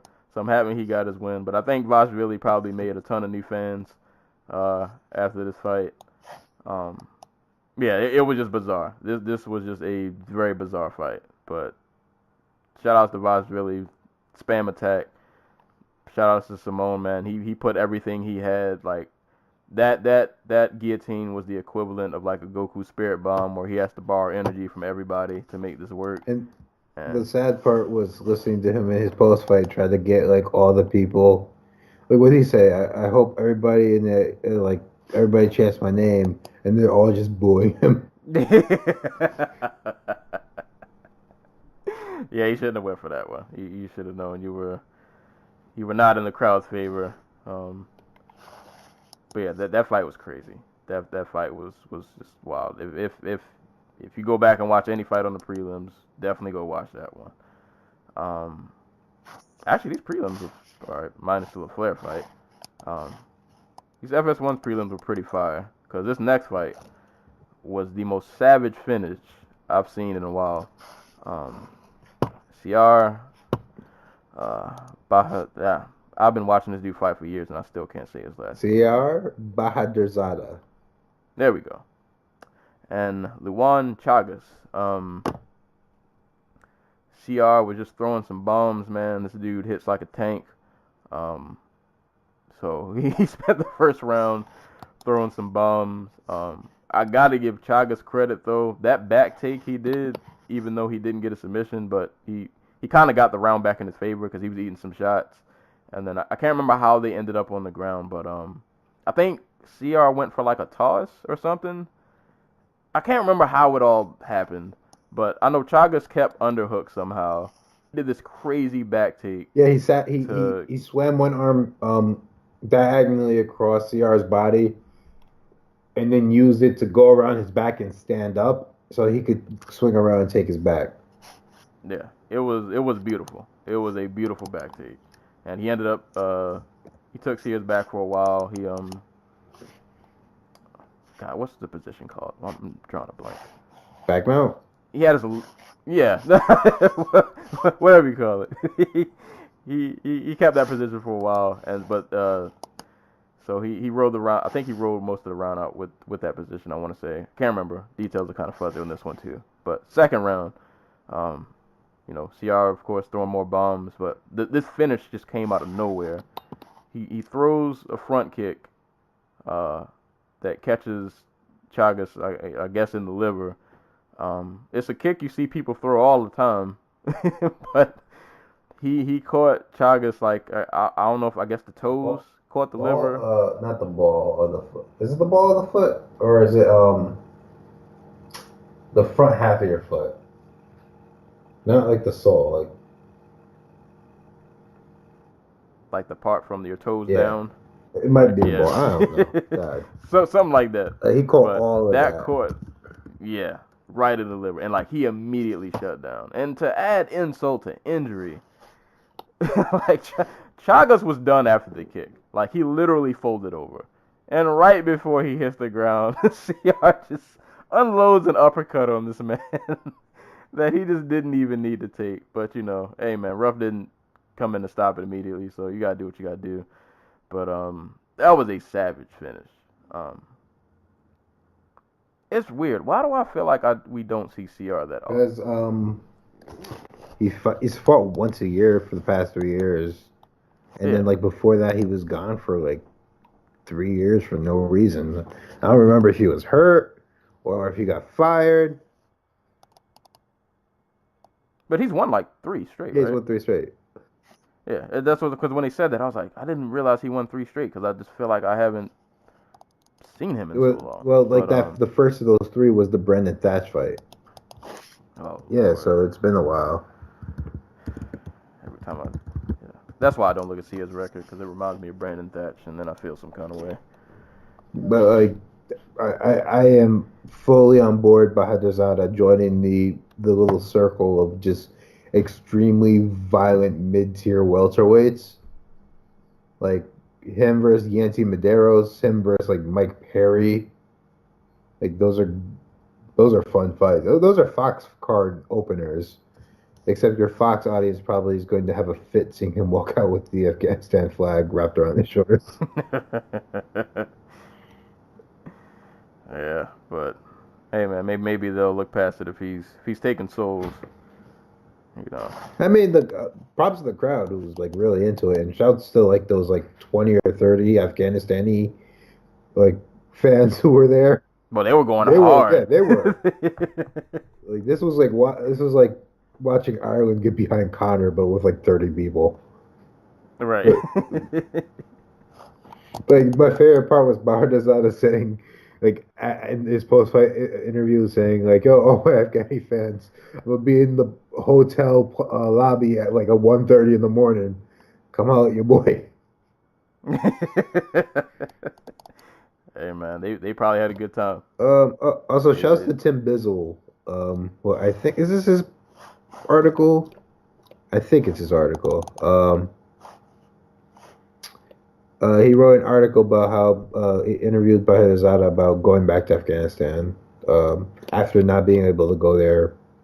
That he had to run away because he was like afraid for his life. So shouts to. He has gone back since. Okay, cool. But like Oh wait, here we go. Long form. Oh, you know what? That was the career. That was Tim Bezel's War and Poetry, Sierra Bahadurzada's Afghan Legacy. So, yeah, this sport is super duper global, even when it doesn't feel like it sometimes, because like only 20% of UFC champions haven't been like American, but like there's people from all over who fight. Yeah, so it's always sports. You always get these types of stories where it's always interesting. Yeah. Everybody has a side story. That actually, I was thinking of, not to sidetrack. We only got 2 fights left anyway. Cause I was thinking about like, was watching like Glory and just like been watching a little bit of kickboxing lately. I was like, why don't these guys get promoted more? Like I feel like there definitely have to be some stories. Dude, remember the dude who guys knocked that out you Pat can- Barry? What's Oh yeah, the African dude. who fucking just survived like being kidnapped by terrorists, a volcano Yeah. explosion. Like, cause I was thinking like, how is kickboxing not more like? I don't think it'll ever overtake like MMA or maybe even boxing in terms of popularity. But like, I feel like it could become something more than what it is We now. don't have good Because American I- kickboxing. That's basically what it comes down to. No, like, We have no well, we have no that- infrastructure for it, and the training we have here is subpar compared to the rest of the world. Also, it's not centralized, I guess is the word for it. Like boxing isn't centralized either, but it all points kind of come to the United States to make money. You feel me? Like kickboxing is not Yeah. like that. You can go fight in Europe, you can go fight in Japan, you can go fight in China and Australia. yeah, There's no hub. Really. Like don't give me like the Netherlands, obviously fantastic kickboxing tradition, but there's a reason Gory doesn't go there a lot. Like I think it was like the tax rate is super duper high there or something. I was just thinking about that the other day.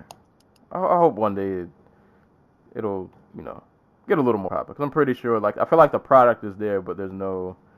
You got to give people something to latch onto, and I guess they just haven't, other than like a hardcore fight fan, there's not much to get a casual to invest, I guess, in watching. Yeah, like if you're into kickboxing, I don't like, and you want to watch an American product, like I guess there's Combat de Capital, there's Lion Fights, but those are like you need a local scene to get hot. Like in the way that like in its heyday, like freaking what was it, New Mexico got hot for Tapia. And like everything that happened there got like media coverage because the scene blew up and everything. Like, you need that for kickboxing. Like, and the closest thing you have to that right now is like Vegas. And like none of the guys who fight for Lion Fight are actually from Vegas.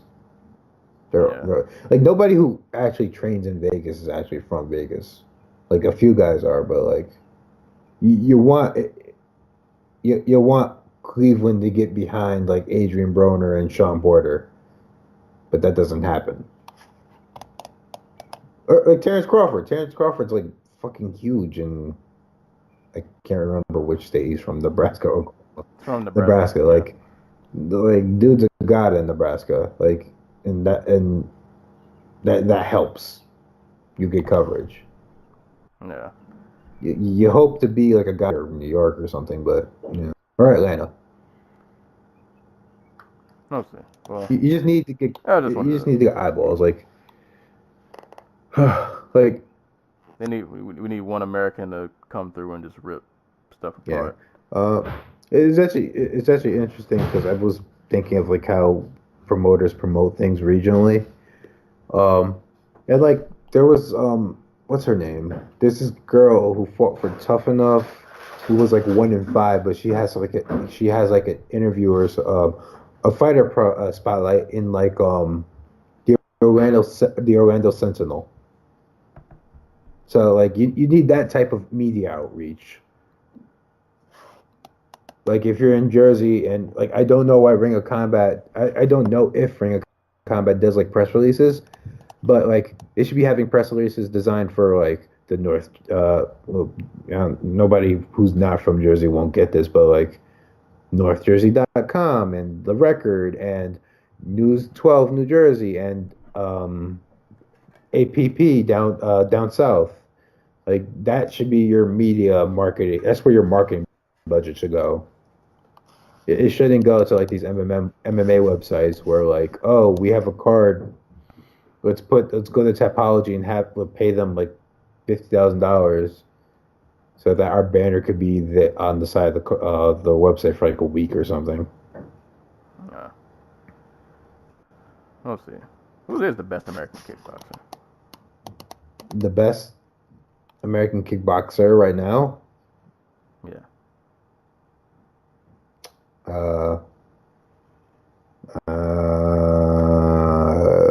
Like a couple of years ago was it Joe Schilling or like Wayne Barrett, but now I don't know.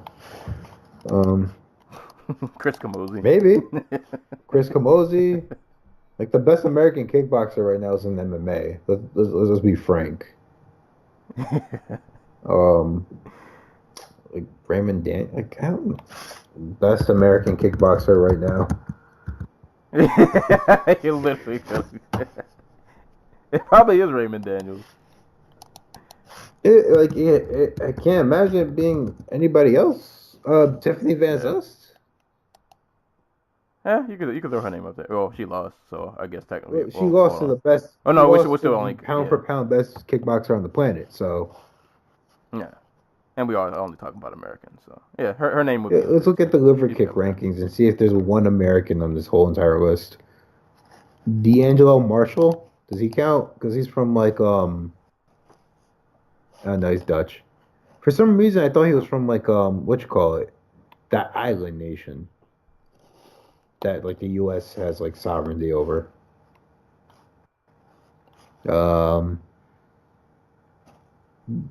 Yeah, I'm not seeing any of them. Dustin Jacoby. Joe Schilling is ranked number 8 at middleweight for liver kick. Jason Williams from Deutschland, or the Netherlands, not Germany. Where is Wayne Barrett, man? Yeah, he got KO'd a bunch of times. Like, I don't want to do this anymore. Jesus Christ, man. I had so high hopes for that guy. So look at these rankings. It might very well be Tiffany Van Soest. All right. I mean, that's not bad though. She's really good, really good. So, but other than her, yeah, I feel like the drop off after her is probably. I mean, it's Raymond Daniels, it's Dustin Jacoby, and Joe Schilling. But Raymond Daniels is exciting, so at least that. Schilling is probably seen better. Schilling is having trouble speaking nowadays. Yeah, I'm not sure what Jacoby. Joe Schilling's out here chasing down internet racist bullies. He doesn't have time for kickboxing. Hey man, I forgot all about that. I didn't know that was oh the my thing. God. Remember the kid that Dana White tweeted about who was getting bullied? And it turned out his mom was like a racist. Oh yeah, Joe Schilling was at the center of that. Oh yeah, I do remember that. I do remember that. How? Yeah, because he reached out to the kid, or he reached out to the family. He reached out to the mom's Instagram account, and it turns out it wasn't her. Yeah. It was some other racist. Oh man, shout out to Joe Schilling. But we got 2 more fights to go through real quick. Corey Anderson and Patrick Cummins. I'm not gonna lie, like when I saw this fight matchup, I didn't think this fight was gonna be like at all exciting. I didn't think I would care to watch it at all. Wait, which one are we talking? Corey Anderson. Oh. Corey Anderson and Patrick Cummins. You're still talking about the UFC. Yeah. we got 2 more to go. Yeah, Corey beat the bricks off of Cummins, man. Patrick Cummins' mustache did not hold up.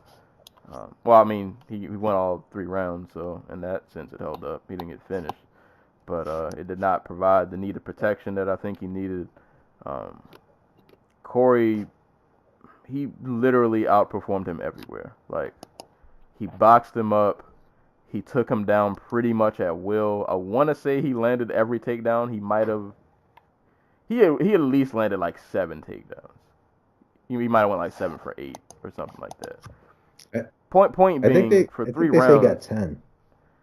Yeah. 10? Jesus. But, yeah, and like he was getting them like at will. I think a lot of them were re-entries though. He just completely outclassed Cummins. Like on the feet, on the ground, beat him up everywhere. It was actually pretty impressive to watch. Like he literally did everything but get the finish. And yeah, he looked really good, and he got Cummins out of there. And that's just one thing about Corey Anderson. He has not been done any favors by the fact that the light heavyweight division sucks ass. So, like, he gets OSP, and he gets Jimmy Manuwa, and he gets Shogun in, like, his 10th pro fight. So, like, I think I think we can come to the conclusion his chin isn't elite. But I also think it just kind of shows there's like a very big experience gap that he's lacking because he's only been fighting since like 2013. It's like 5 years. That's nothing. So like he like I said earlier, like he got away from like the bouncy outside fighter to just being like somebody who can sit down, throw 3 or 4 punches, and then get out the way. And as a result, he was able to, mess the crap up out of Cummings' face. And unlike with Blachowicz and what was the other dude he beat? Volante. He's not going. Corey Anderson's not going to gas. Like that's been one thing about him. He's not. He can fight for 3 hard rounds, and still keep going. And he's a lot faster than both those guys. So like watching Cummings swing at air was really something, I guess. He made Anderson look like a legit pro boxer in there. Yeah, it was. And then like I think that helps with wrestling too, because like he has a solid base to shoot from, and even if he doesn't get that first takedown, he gets deep enough that he can just turn an angle and run with it from there, which he did a couple times. So, really good performance from Anderson. Sucks that his next fight's probably gonna be like Glover Teixeira, who he might be able to beat because Glover is. Yeah, he's looking a little old these days. He's looking a little. And stylistically, the only way Glover wins fights now is taking guys down. If he can't take Anderson down, which I don't think he should be able to because Anderson's so quick on his feet, he should be able to take it. Take a decision, maybe even knock him out, seeing as anything that touches Glover's chin seems to like rock him, but we'll see though. We've seen Glover turn these young guys away. He doesn't need to fight a top 10 dude next. Like maybe Misha Serkinov, because Misha Serkinov number 9, for reasons that I can't. I'm pretty sure he's coming off with 2 losses himself, right? Because he got knocked out by Glover and Volkan. So he's number 9 because light heavyweight is light. Right. So like if I'm the UFC, I run back the Volante fight. Maybe Jordan Johnson, like incubate some of these dudes with like number 10 to like 20 talent for like a year or 2. Let them grow and like maybe stand a chance against your Volkan Ozdemirs and your Alexander Gustafssons, who are probably going to be fighting for the title by this time next year. How do you allow Corey Anderson and like a Devin Clark? Fine, perfect, do it. Don't let Anderson go fight OSP again. Because like we can crap on OSP. I crap on OSP because like his game is all stilted and weird and doesn't make any sense. And that's primarily because he trains out of a freaking church basement in Tennessee. But like the dude has 33 fights and has fought literally everybody to this point. So, you know what I mean? Like, let's give Anderson room to grow. Yeah. We need all the semi-fresh faces at 205 that we can get. Where's Dominic Reyes? Isn't he fighting soon? Yeah, he's fighting soon, I think. I can't remember where. We'll look it up. Need to see him take a soul again. Yeah, he's getting. I think he's fighting. What's his name? The dude that Glover beat because he had to take down a bunch. Okay. I'm gonna have to look it up.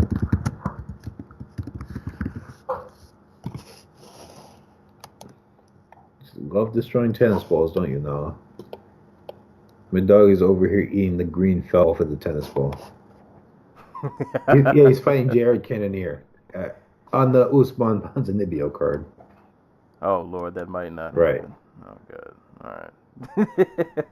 Please, somebody step in, save that card. I can't. We need the division needs Reyes. We need him. Like the two fights they have on the card on the poster are Usman Ponzinibbio and Uzdemir Shogun, and neither one's happening.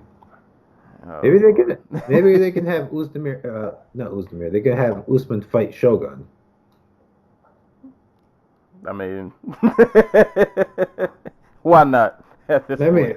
There's no way Shogun is way bigger than Usman. Why not? At this point, you know, just do whatever. Just do whatever. But we need Dominic Reyes to win. The 205 needs him. I'm looking at the canceled fights for like that card, and like it says Volkan versus Shogun canceled. Uzdemir legally barred from leaving the country.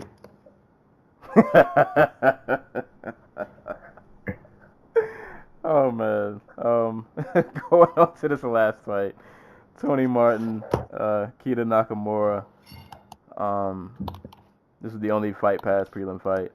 All I remember from this fight, and I feel like every round went almost pretty much the same. Tony Martin, paw with the left, paw with the left, paw with the left. Land a solid right. Land a couple shots. At some point, Keita realizes he's getting pretty beat up on the feet. He goes for a takedown. Martin goes for a Kimura. He doesn't get it. End of the Basically. round.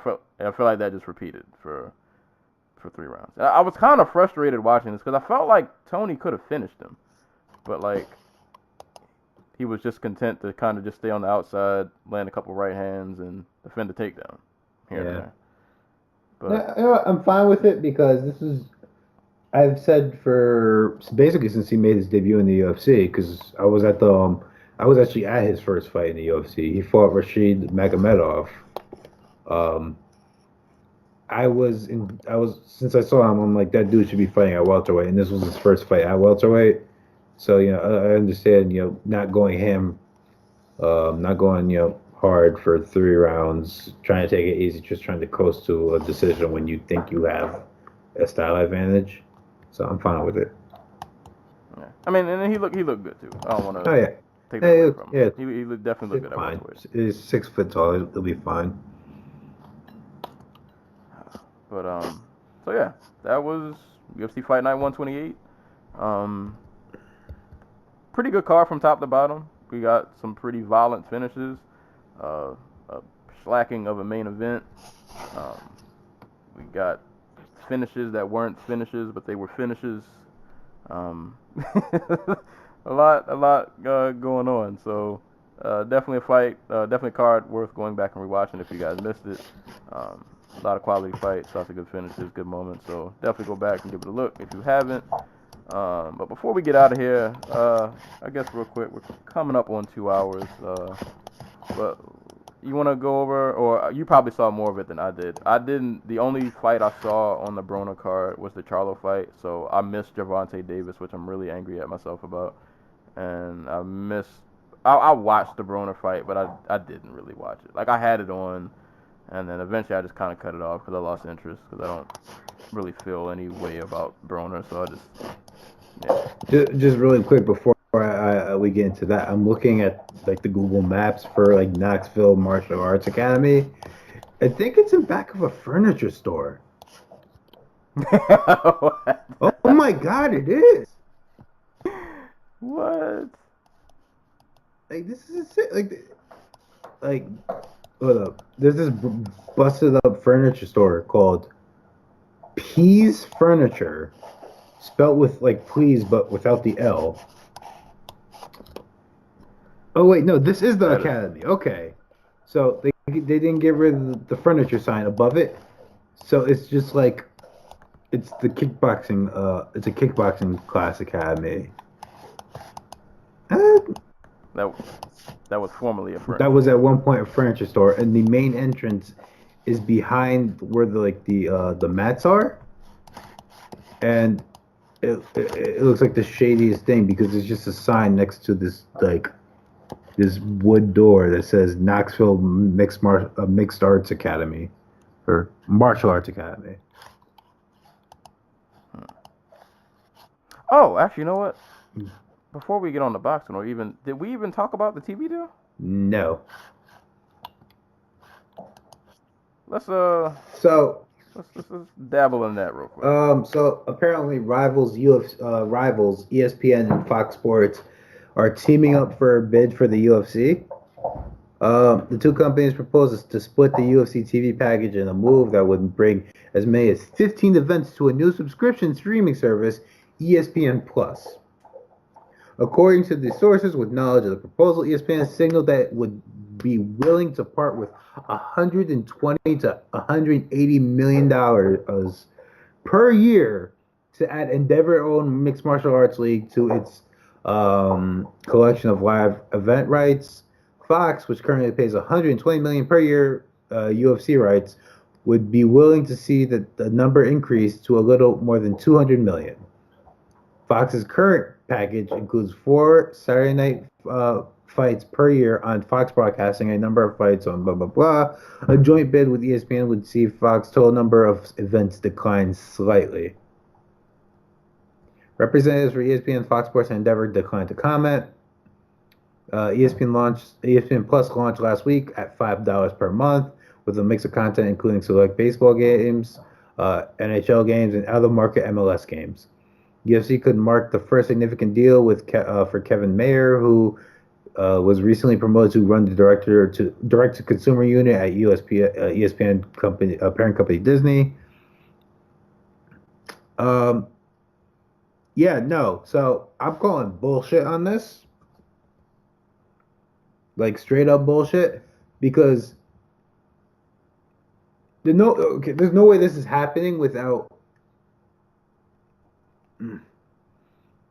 All right, let's just do some basic math. Let's just say let's aim for that mid spot between where like ESPN's high and low point is, and say like they're willing to pay $150 million. That's $15 million a pay. That's like $10 million an event. Or is my math fucked up? I would be the wrong person to ask. No, like 15 events, okay. $150 million per year on a streaming service that is $5 a month. No, I don't know how that's gonna work. I hate it. But, no, because seriously. There are small parts of it I kind of like, but then there are other parts that I have too many questions about that I'm not sure these questions are being answered. Because from my understanding, at least from some of the articles I've read, they would lessen the amount of pay-per-views, which I think would be a better thing because you could stack the cards more. And you maybe have just more regular like Fox or whatever cards they would be under, however this is going to work. So you have more time to like stack your pay-per-views, so you don't have instances where like, oh, this one fight got canceled, now we have to cancel the whole card because the rest of this pay-per-view was whack anyway. So like I guess that idea I kind of like, but I don't. I have questions about. All right, so we're going to put this on ESPN's. You're fine. My dog is over there eating the wall. So my question is though, like, sorry, you're gonna have this on ESPN streaming Yes. service, allegedly. So what's gonna happen with Fight Pass? Are we gonna have people? Are we gonna pay? I'm already paying $9.99 or whatever for Fight Pass. Am I now gonna have to pay that plus, you know, how much ever ESPN streaming service is gonna be? So that is kind of weird. I don't like the idea at all of splitting fighters between ESPN and NBC Sports. But that was a different rumor. I hope that's not true because I don't want a Raw and SmackDown kind of situation where like on ESPN I can only watch fighter A and on the other network I can only watch fighter B. That idea is whack to me. I don't. NBC tried it and it was garbage. Yeah, like that's terrible. Like we would miss out on so many good matchups just because fighter A, you know, is on one side and fighter B is on the other, unless they, I don't know, 1 or 2 times a year do like some kind of cross promotion, whatever you want to call it. But yeah, that's no. Like I don't mind them getting a new TV deal, and I don't even mind at this point like the networks that they're going for. But it's just the setup of it to me is kind of it's kind of shaky. And then like I was reading actually what article is this? Well, SB Nation has an article and they were asking Cormier about it. And I guess even for like job security, like a lot of these guys are worried because these dudes at Fox who do like commentary, and nobody knows where any of these people are going to end up. Right.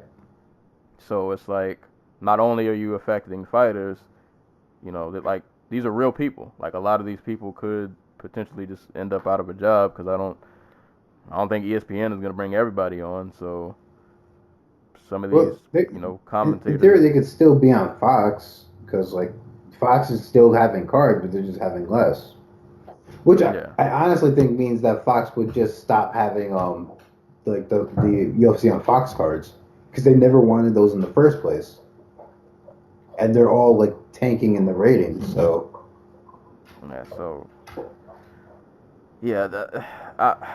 like I said, the idea is okay. You know, new TV deal, I'm all about it. You get some more exposure, you get on a bigger network. I'm all for that. That's great. But like some of these finer details and specifics, I'm not so sure how this is gonna work out, and I'm not sure that, like, I don't know, like, are the fighters really gonna get much more out of this? Like, I don't know. I have more questions than answers right now, and that kind of bothers me. The last time the UFC got big, like when they went to Fox, fighters they did end up raising like the base pay because I think at that point it was like 6-6 or 8-8, and then went up to like 10-10. I mean, it's still not a lot, but whatever. But if for ESPN to turn a profit on paying the UFC $120 million a year, it would need ESPN Plus would need to add 2 million subscribers because that's $5 a month.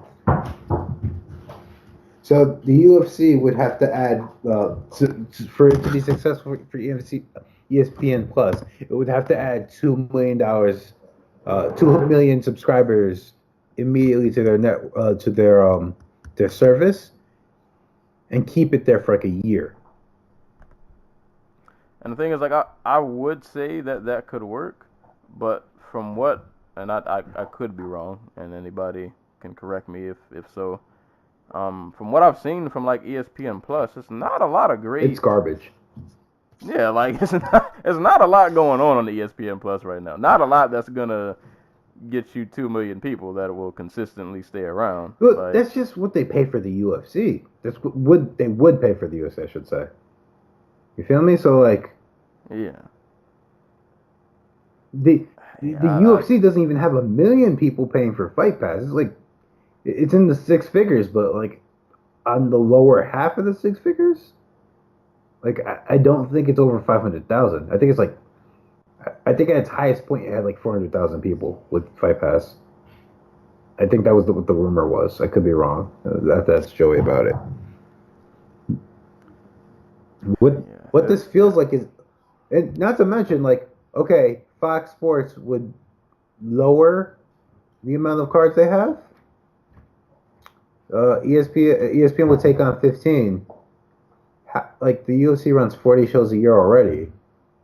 Like if the only cards that Fox Sports gets rid of are the Fox, like the UFC on Fox cards, that's like what, 5-10 cards. So we're up to 50 cards basically. Yeah, I do. Not like, and like what, like you said, what happens with the pay-per-view? Like, are they gonna, like, how do they fix? Like, what's the fix for like guys who get pay-per-view bonus, but they have to fight on ESPN Plus? Yeah, I don't know how. I don't know how this all. The ESPN Plus thing, that's the issue all by itself. Like I don't. That even away from MMA, I feel like they're just trying to jump on the streaming trend without having like a ton of content to like offer that's worth paying $5.99. And they already have a streaming service. Like it's a live streaming service, but they already have one. Yeah, so yeah, I don't know. A lot about this seems like it could like go wrong. Like I don't know if this is gonna be in the best interest of everybody. Are somebody's gonna leave. You think they're gonna sell their like fight library to ESPN Plus? Because like, would you do it for like? Because if they have right now 300,000 people paying for Fight Pass, that's like what, $3 million a month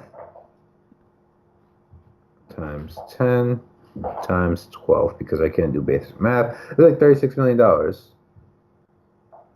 Like then I could see it like maybe being worth it. But are they? But I don't think that was part of the deal. Yeah, and I don't think they're gonna sell their whole. And then it's like if you sell the whole, and they're not gonna sell it for only $36 million. I'll tell you that. All right. So yeah, I don't know how this.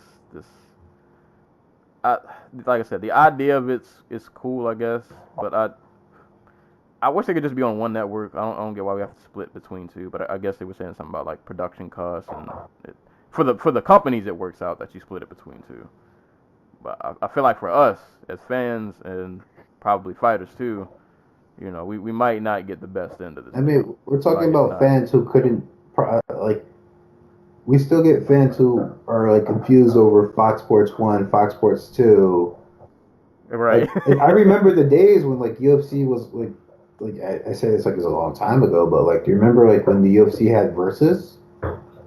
Like, yeah, like, which is Channel and 2 Field TV and like. Oh, Field, the good days. And you would go on Sherdog in the UG where all the hardcore fans are, and they'd all be losing their shit because it's not on like Spike, and they don't know where to look, and they don't know if they have that channel. And like this is just moving everything on. Like I don't like. I'm sorry, I'm just not gonna be able to follow like the ESPN Plus cards. I'm not paying $5 a month. Yeah, that's not happening. And extra, like, I pay that much and I don't get, like, literally, the only reason, but, like, Fight Pass, like, yeah, I like the prelims, but I can watch them later. Like, really the only reason I have Fight Pass is for the library. And for, like, all the other live stuff they do, like Invicta and, like, EBI and stuff. Yeah. I don't know. I don't know how this is going to work. But, I think it's a plant. I think this article is a plant from inside the UFC. That's my take on it. So then I wonder, like, what else would they have up their sleeve? Like, what do you? I don't know. This is so something worth keeping an eye on. This will play out probably somewhat interesting. Because I mean, we know at some point, like, a TV deal of some sort is going to happen. We just don't know what it's going to be. So. But yeah, we'll definitely keep an eye on this. We'll keep you guys updated. Definitely something worth keeping an eye on because this could literally change like how we consume this sport, for better or worse. But yeah, man. So that was a thing. I guess real quick, do you want to even mention the Broner fight, or we can just go ahead and close it out? Adrian Broner fought to a draw with Jesse Vargas in the most Adrian Broner way possible. I mean, by like emulating like Floyd Mayweather's last fight, where Floyd Mayweather kind of just marched Conor McGregor down, and that's what Broner did. Broner has long since abandoned the shoulder roll. He just straight up does not give a fuck about anything. So he just ate every jab cross combination Jesse Vargas threw at him. Vargas got tired. Broner fought his way back. It went to a draw.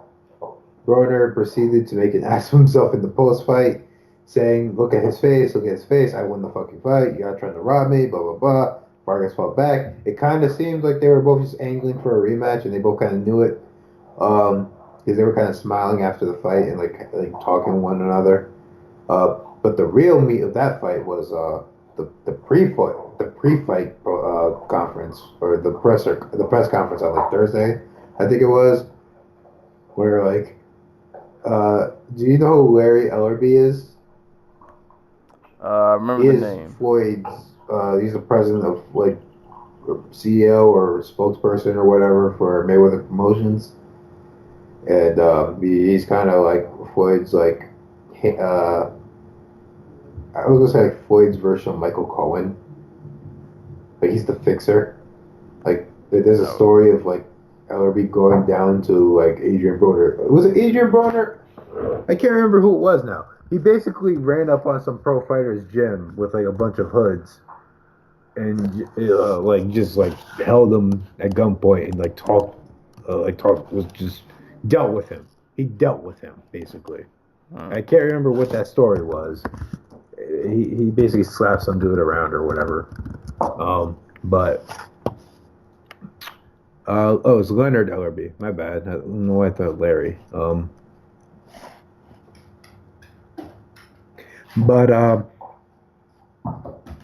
Like Broner basically fucking went on this long ass rant saying, calling Ellerby a bitch, saying that he was against him. Because the whole story of this card was like Davis and Broner were like training together or something.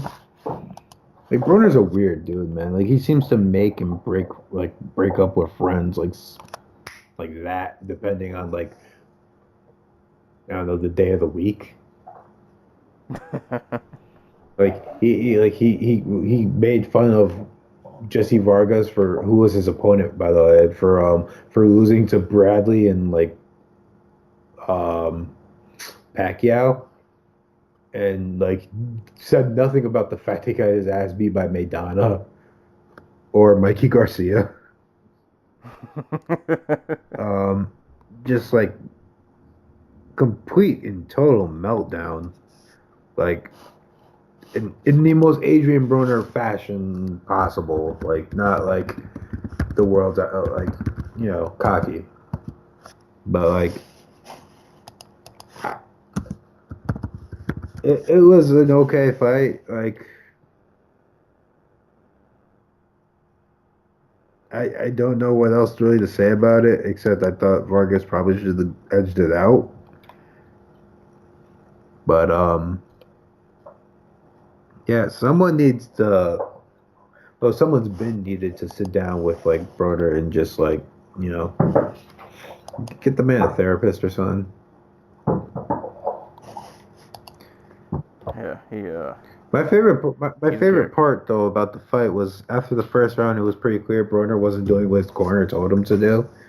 So his corner just like conceded and was just like, "Oh, I see what you're trying to do. I see what you're trying to do." I love boxing cornermen. Like, what the fuck they gonna say? Like, are they gonna? Boxing cornermen are very interesting people. They're not gonna cut Broner off because he's the guy. He's the guy who cuts all the checks. He gets the ratings and.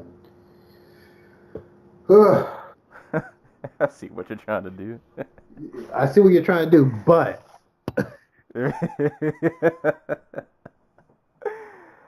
Oh man.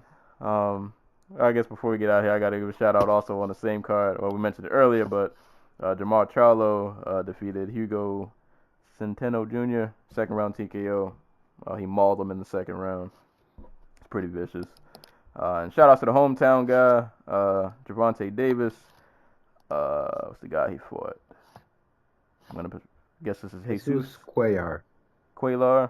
I did not see. I saw the highlights of this fight, but I mixed the actual fight. Lots of body shots from what I saw.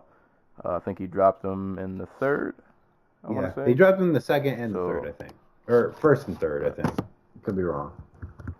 So shout out to Davis, home state guy. So glad he looked good, because I remember I watched his last fight and it was kind of even though he won, but it was one of them performances where it's like, I don't know. When Davis has his head on straight, like he is one of the best I won't even call him an uppercomer, but he is one of the best young talents in boxing.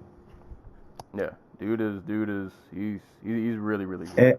There's talk of Davis Vasily. So I mean, I don't think it's a good fight for Davis, but I want to see it. Yeah, I'll watch it. Yeah, I got Lomachenko too though, but I'm front and center in front of a TV if that goes down. So shout outs to him. So that was pretty much all the fight news we got. So we will go on to parting shots and shout outs. I have no shots. I do have a couple shout outs though. There's some people in the world doing some good things. I want to recognize. All right, I can't get the page to load, so I'm not off to a good start. Oh, there we go. So I will give a first shout out to Sabina Mazo. Or is it Mazo? I have no idea. I'm just bullshitting. Shout out to Sabina Mazo, new flyweight champ at LFA. I didn't get a chance to watch the fight. I saw some highlights. It looked like she just kind of kickboxed her to a pretty one-sided decision. She's probably I don't think she got the call yet. She's probably somebody we're gonna see in the UFC, I'd imagine, within like the next year or two. We'll see how that goes, but she went out. She got her win. I think that card was on Friday. So shout outs to her for winning her title, and she's only like 21 years old, I think. Something like that. Something crazy. She's 21. Yeah. So shout outs to her. Shout outs to the one championship card, man. I caught a little bit of it. So I watched Giorgio Petrosian and Joe Nottowit. Petrosian went out there. He did his thing. Kevin Bellignon in the main event beat the crap out of Andrew Leone. He landed a spinning kick that looked like it was from a movie. He sent the man flying like 50 feet. And then he kneed him in the face a couple times. Got him out of there. So definitely go check out that one card. Last shout out, man. NBA playoffs, man. Shout outs to Anthony Davis. Really, shout outs to the Pelicans in general. But the Pelicans gave Portland the broom. Anthony Davis balled out for like 47. I think Drew Holiday had like 41. A lot of people this season were talking about Dame Lillard from Portland, saying how like underrated he is. And I mean, not to say he's not a good player, but the Pelicans got them boys out of here. Quick broom. I believe this is the first time Anthony Davis has won a playoff series. Dude is definitely, I mean, he's always been a talented player, but playoffs, man, that's where a lot of people shine. That's where a lot of people, they go from becoming good to great or making themselves a household name. So I'm glad to see Davis continue his rise in the NBA. And the NBA in general has just done a really good job of, like, their young talent has just been doing really awesome. You got dudes like Donovan Mitchell over there in Utah. I think they won yesterday. A lot of just young talent that is being promoted and they're performing. It makes the league exciting. I say this about the UFC all the time. You guys should take notes. Like, the next generation of guys are out there. Just put some cameras on them and let them do their thing. They'll handle the rest. But yeah, shout outs to Anthony Davis and the Pelicans, man. Those guys balled out yesterday, man. They really, really balled out. Shout outs to Stokes. I almost forgot.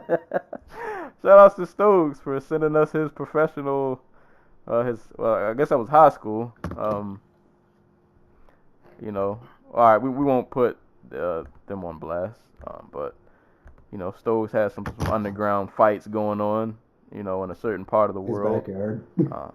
Yeah, we fought where he fought the high school version of John Fitch, and he got a win, man. You know, the guy went for I don't think that guy threw a punch. Now that I think about it, I don't think that guy wanted any smoke with the hands. Like, he was really just trying to go for takedowns. And Stokes got him out of here, man. Like, I think the guy got the takedown. Stokes ended up, like, reversing position and grounded and pounded him out, man. So, shout out to Stokes, man. He's, you know, when we start underground when we start the Dojo Talk Podcast Fight League, Dojo Talk Podcast Fighting Championships. There we go. Stokes is already the champ. He already holds the belt before the league is even created. Well, Stokes is the first seed in the tournament. Yeah, he's number 1 seed. So, rest of you guys got your work. Jose Shirley Torres is number 2.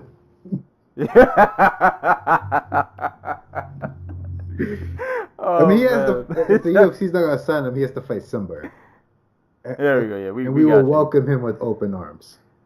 We will. I'm not sure how much we can pay you. We'll work that out at a later date. But you know, we'll throw some in for the winner. You know, you get a cool sticker. Y'all can donate to us on Google Tip Jar. Like, right. We're gonna make this happen. We're gonna make this happen. And we're gonna make Muscle Beach Fighting Championships happen. Oh man. just bricked up fighting championships. You have to be a certain level of you have to have a certain level of what's it called? Vascular fortitude to fight in beach muscle fighting championships. Yeah, everybody's not built for this. No. Shouts to Joey, who came up with the idea. Our first main event's gonna be Papi Abedi versus Alex Garcia. Shout out to Papi Abedi.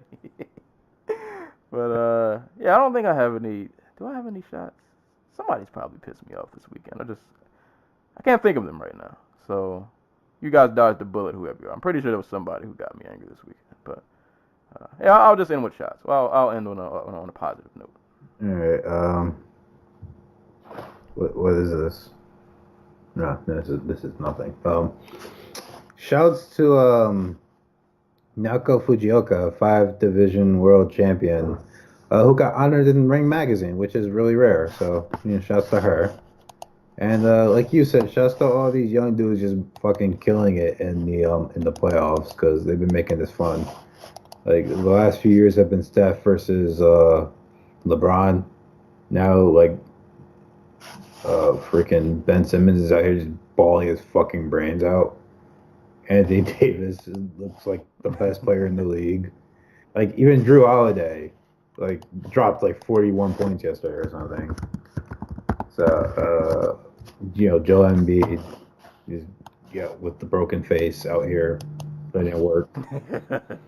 And Giannis, his team might not be doing great, but he is, you know, balling. He's doing what he does. So, shouts to those dudes. It's good. The league is in good hands, man. And for what it's worth, I think the league's better than it's ever been.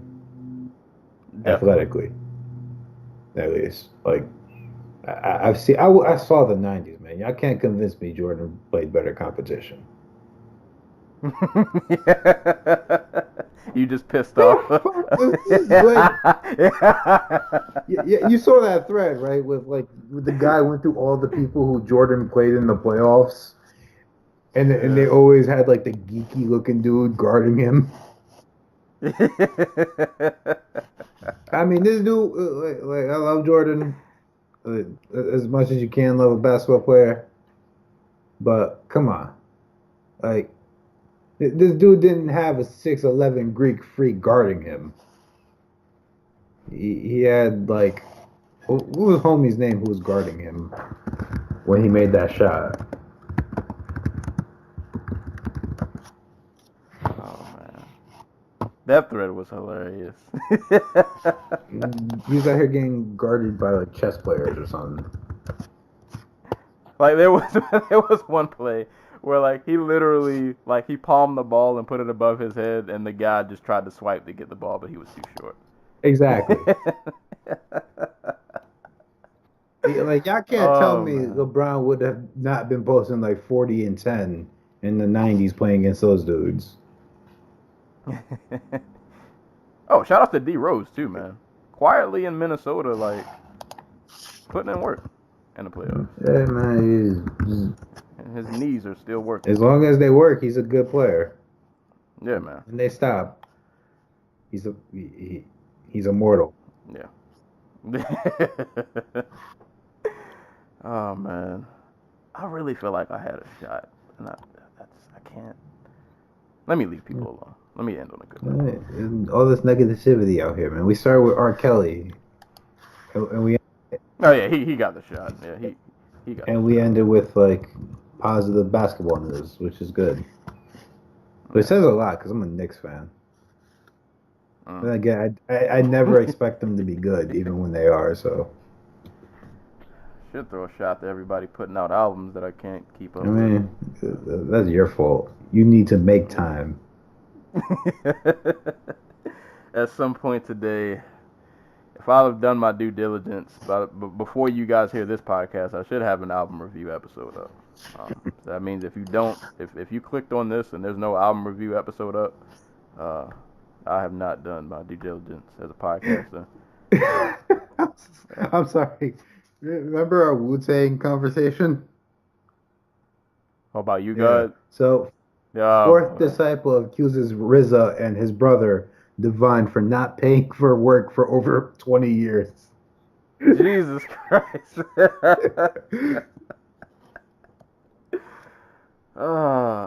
Did you God's book is out, I right? think so, yeah. Unless it comes out like next month, but I don't think that's how book releases work. I'm gonna look for a review of that. It's just funny because like you expect the Wu symbol to be there and it's not. Maybe it's just a U instead of a. No, it just is raw. It's like the most generic memoir cover. It's him, like his face, and like he's reaching up to the sky, but like he's reaching up at you. It says, "My journey into the Wu-Tang, raw, Lamont Yugon Hawkins." I'm like, this looks like a fake book. It came out March 6th, so it's out. All right. I wonder if Oh Lord, I see the cover. He's like, I didn't want to pay anybody to design my book cover, so I did it myself. All right, saving his money for his impending court case that he'll probably have. He'll probably end up suing Wu-Tang too at some point. But the producer, whose credits include records for the main members of the Wu-Tang Clan, as well as affiliate groups like Kill Army, Sons of Man, Killer Priest, and Gravediggers, and others. According to the producer, he has been cheated out of millions in royalties since he signed a lopsided agreement with his brothers back in 1993. Why did it take so long? Oh, like, man. Wu-Tang's always gonna have fans and shit, but like they haven't been hot in how long? Almost 20 years? Like he's just like, my paycheck's coming in the mail. I believe. Oh man. Like did he just finally hit rock bottom? It was just like I gotta. I mean, it was probably during their height, so he didn't want to question them while they were like.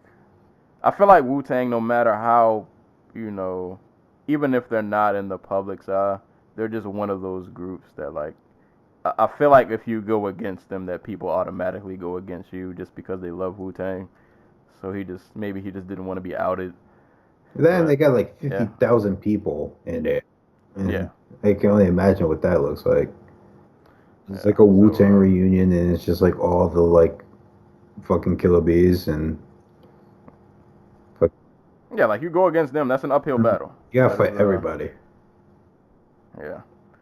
So, like, is it worth it for them checks that you? I mean, if it's millions, I'd say yes, because then you can just retire and never have to deal with anybody ever again. Like none of them ever leave Staten Island. That's what I learned. Oh And, man, they managed to get Redman there, and he's just chilling in his. He still lives in that house that he lived in during the MTV. The best Cribs episode of all times. Oh, now they're going to side rant. Did you hear they're bringing back Yo MTV Rap? I don't want to fucking hear Tekashi 69 fucking throw a microphone. See, I don't know what the concept is. Like, I don't know if it's gonna be exactly like the Because old none show, of or they if they're they can't fucking none of them could freestyle. Like none of the dudes they would have on Yo MTV Raps would freestyle. Like dudes like Drake and J. Cole and maybe even Kendrick Lamar would probably never go on it because that's not who they are. Like Drake does one interview a year. J. Cole is constantly touring. Like and he's become this weird recluse who doesn't let people work on his album because it's his baby. Well, the anniversary event is at the Barclays. If you want to go, June 1st. I mean, you can see Flavor Flav, Dougie Fresh, T Money, Ed Lover, and Dr. Dre. KRS-One. I saw Eric B and Rakim once. Like I like Rakim. I think he's great. One of my favorite MCs. Him live was sad. He has like no stage presence. He's like 50. Yeah, so like I'm just kind of expecting him to like fall. Like, did you hear what was it? The Seventh Seal. I think I heard parts. Like he sounded so old, and that was 10 years ago. Like he sounded like he was freaking in the booth just dying. I was so excited after he did that Nike song or Reebok or whatever the fuck it was for. That classic. Oh yeah, that song is awesome. Oh, they're trying to reinvent the franchise for a new generation. This is gonna be Instagram. This is gonna be Instagram posts. It's gonna be Yo MTV Raps, but with no rapping. Yeah, it's gonna be like dudes like getting on stage and like having to auto tune their vocals live. Like they're gonna have like the like Instagram like rapper thing where like they do the videos of them just like fucking making fools of themselves. Like it's basically going to be everyday struggle. That's the only way I see this show succeeding. Wait, comedy sketches? Oh no, I didn't see that part.